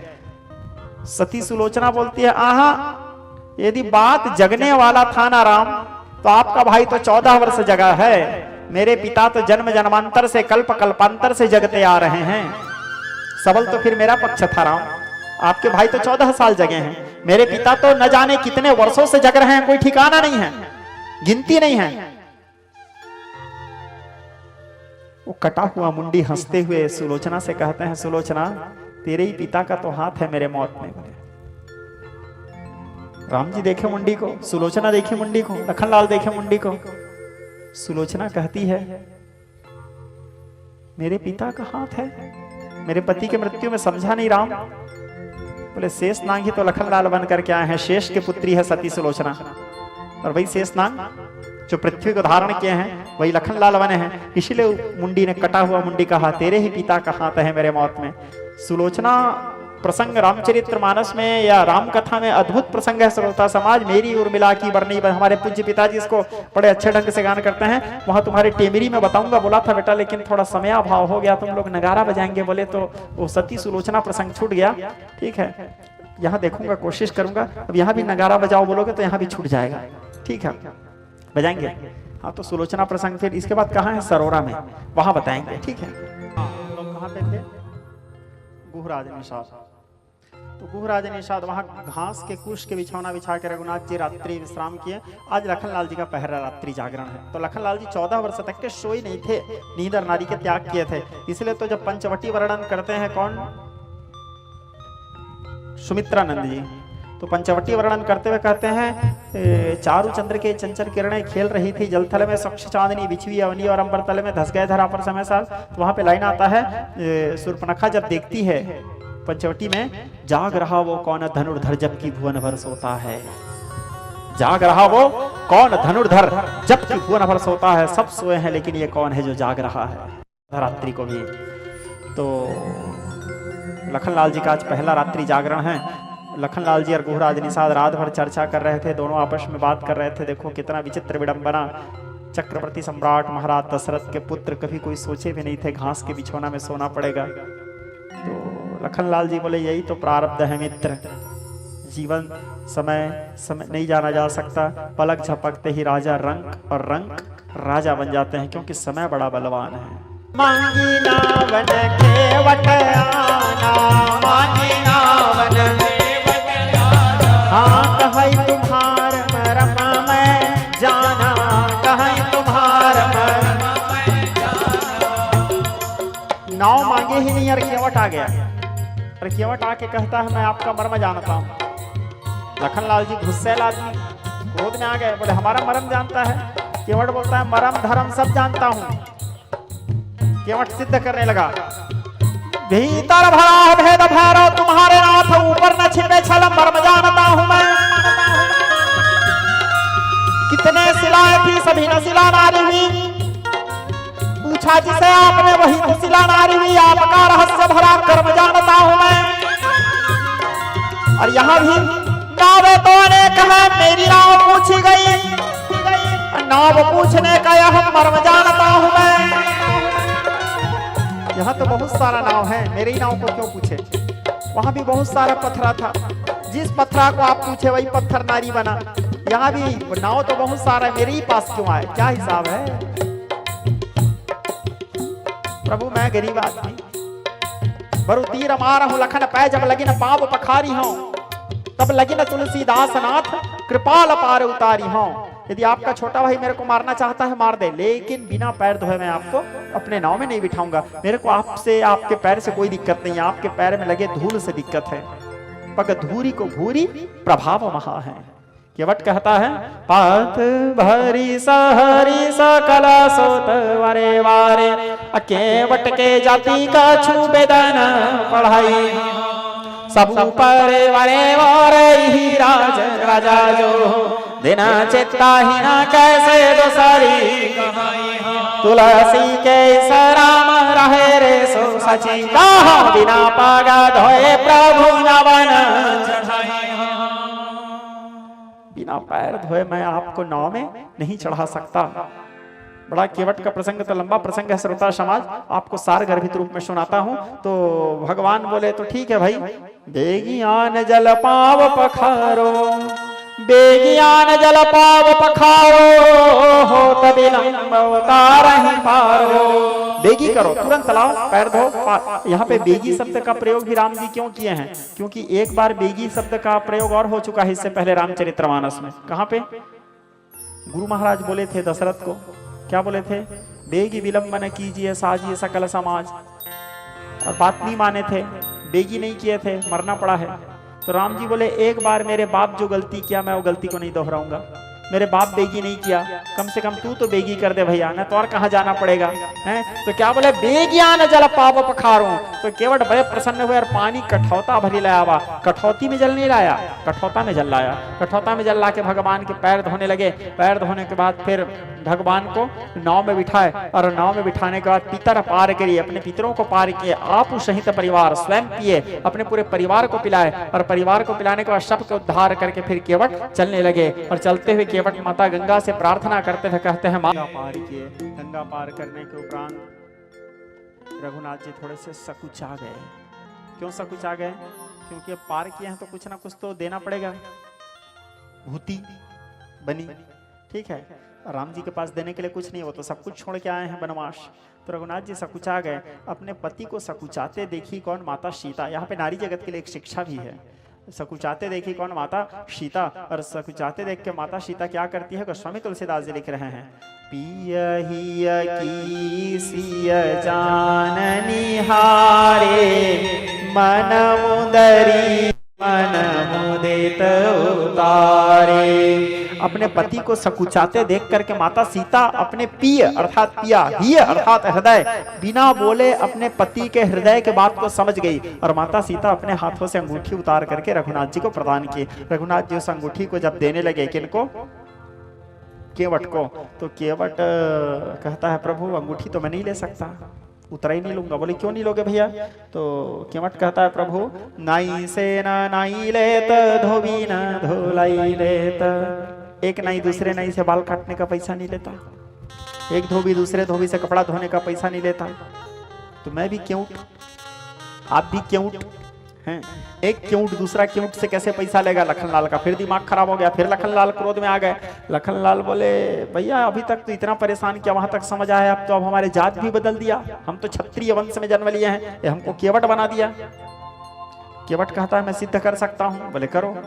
तो केवट कहता है, प्रभु मैं गंगा का माझी हूँ, तुम भवसागर के केवट हो, और मैं गंगा के तट पर हूँ, तुम भवसागर के तट पर हो। मैं गंगा के तट पर, अब भवसागर, काम दोनों का बरोबर है। मैं गंगा पार करता हूँ, आप भवसागर पार करते हो, पार तो दोनों करते हैं। मैं लोकल कोचिया हूँ, आप होलसेल डीलर हो, काम तो दोनों का वही है, दोनों पार करते हैं, काम दोनों तो केवट हुए ना। तो यदि उसके बाद भी अपने को ऋणी समझते हो तो कर भी वहीं पटा देना। मैं तुमको पार लगाया हूँ, तुम मुझको पार लगा देना। मैं आपको पार किया हूँ प्रभु, जब मैं पहुंचूंगा वहां भवसागर के तट में आप मुझे पार कर देना।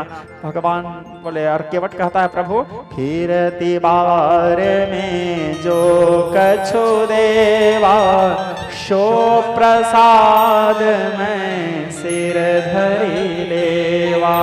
प्रभु वापस आते समय आप जो कुछ भी प्रदान करोगे उसको मैं अपने सिर में सिरोधार्य करूंगा प्रभु। भगवान बोले ठीक। अब यहाँ पे माँ गंगा के पूजा करते हैं, कौन? माता सीता।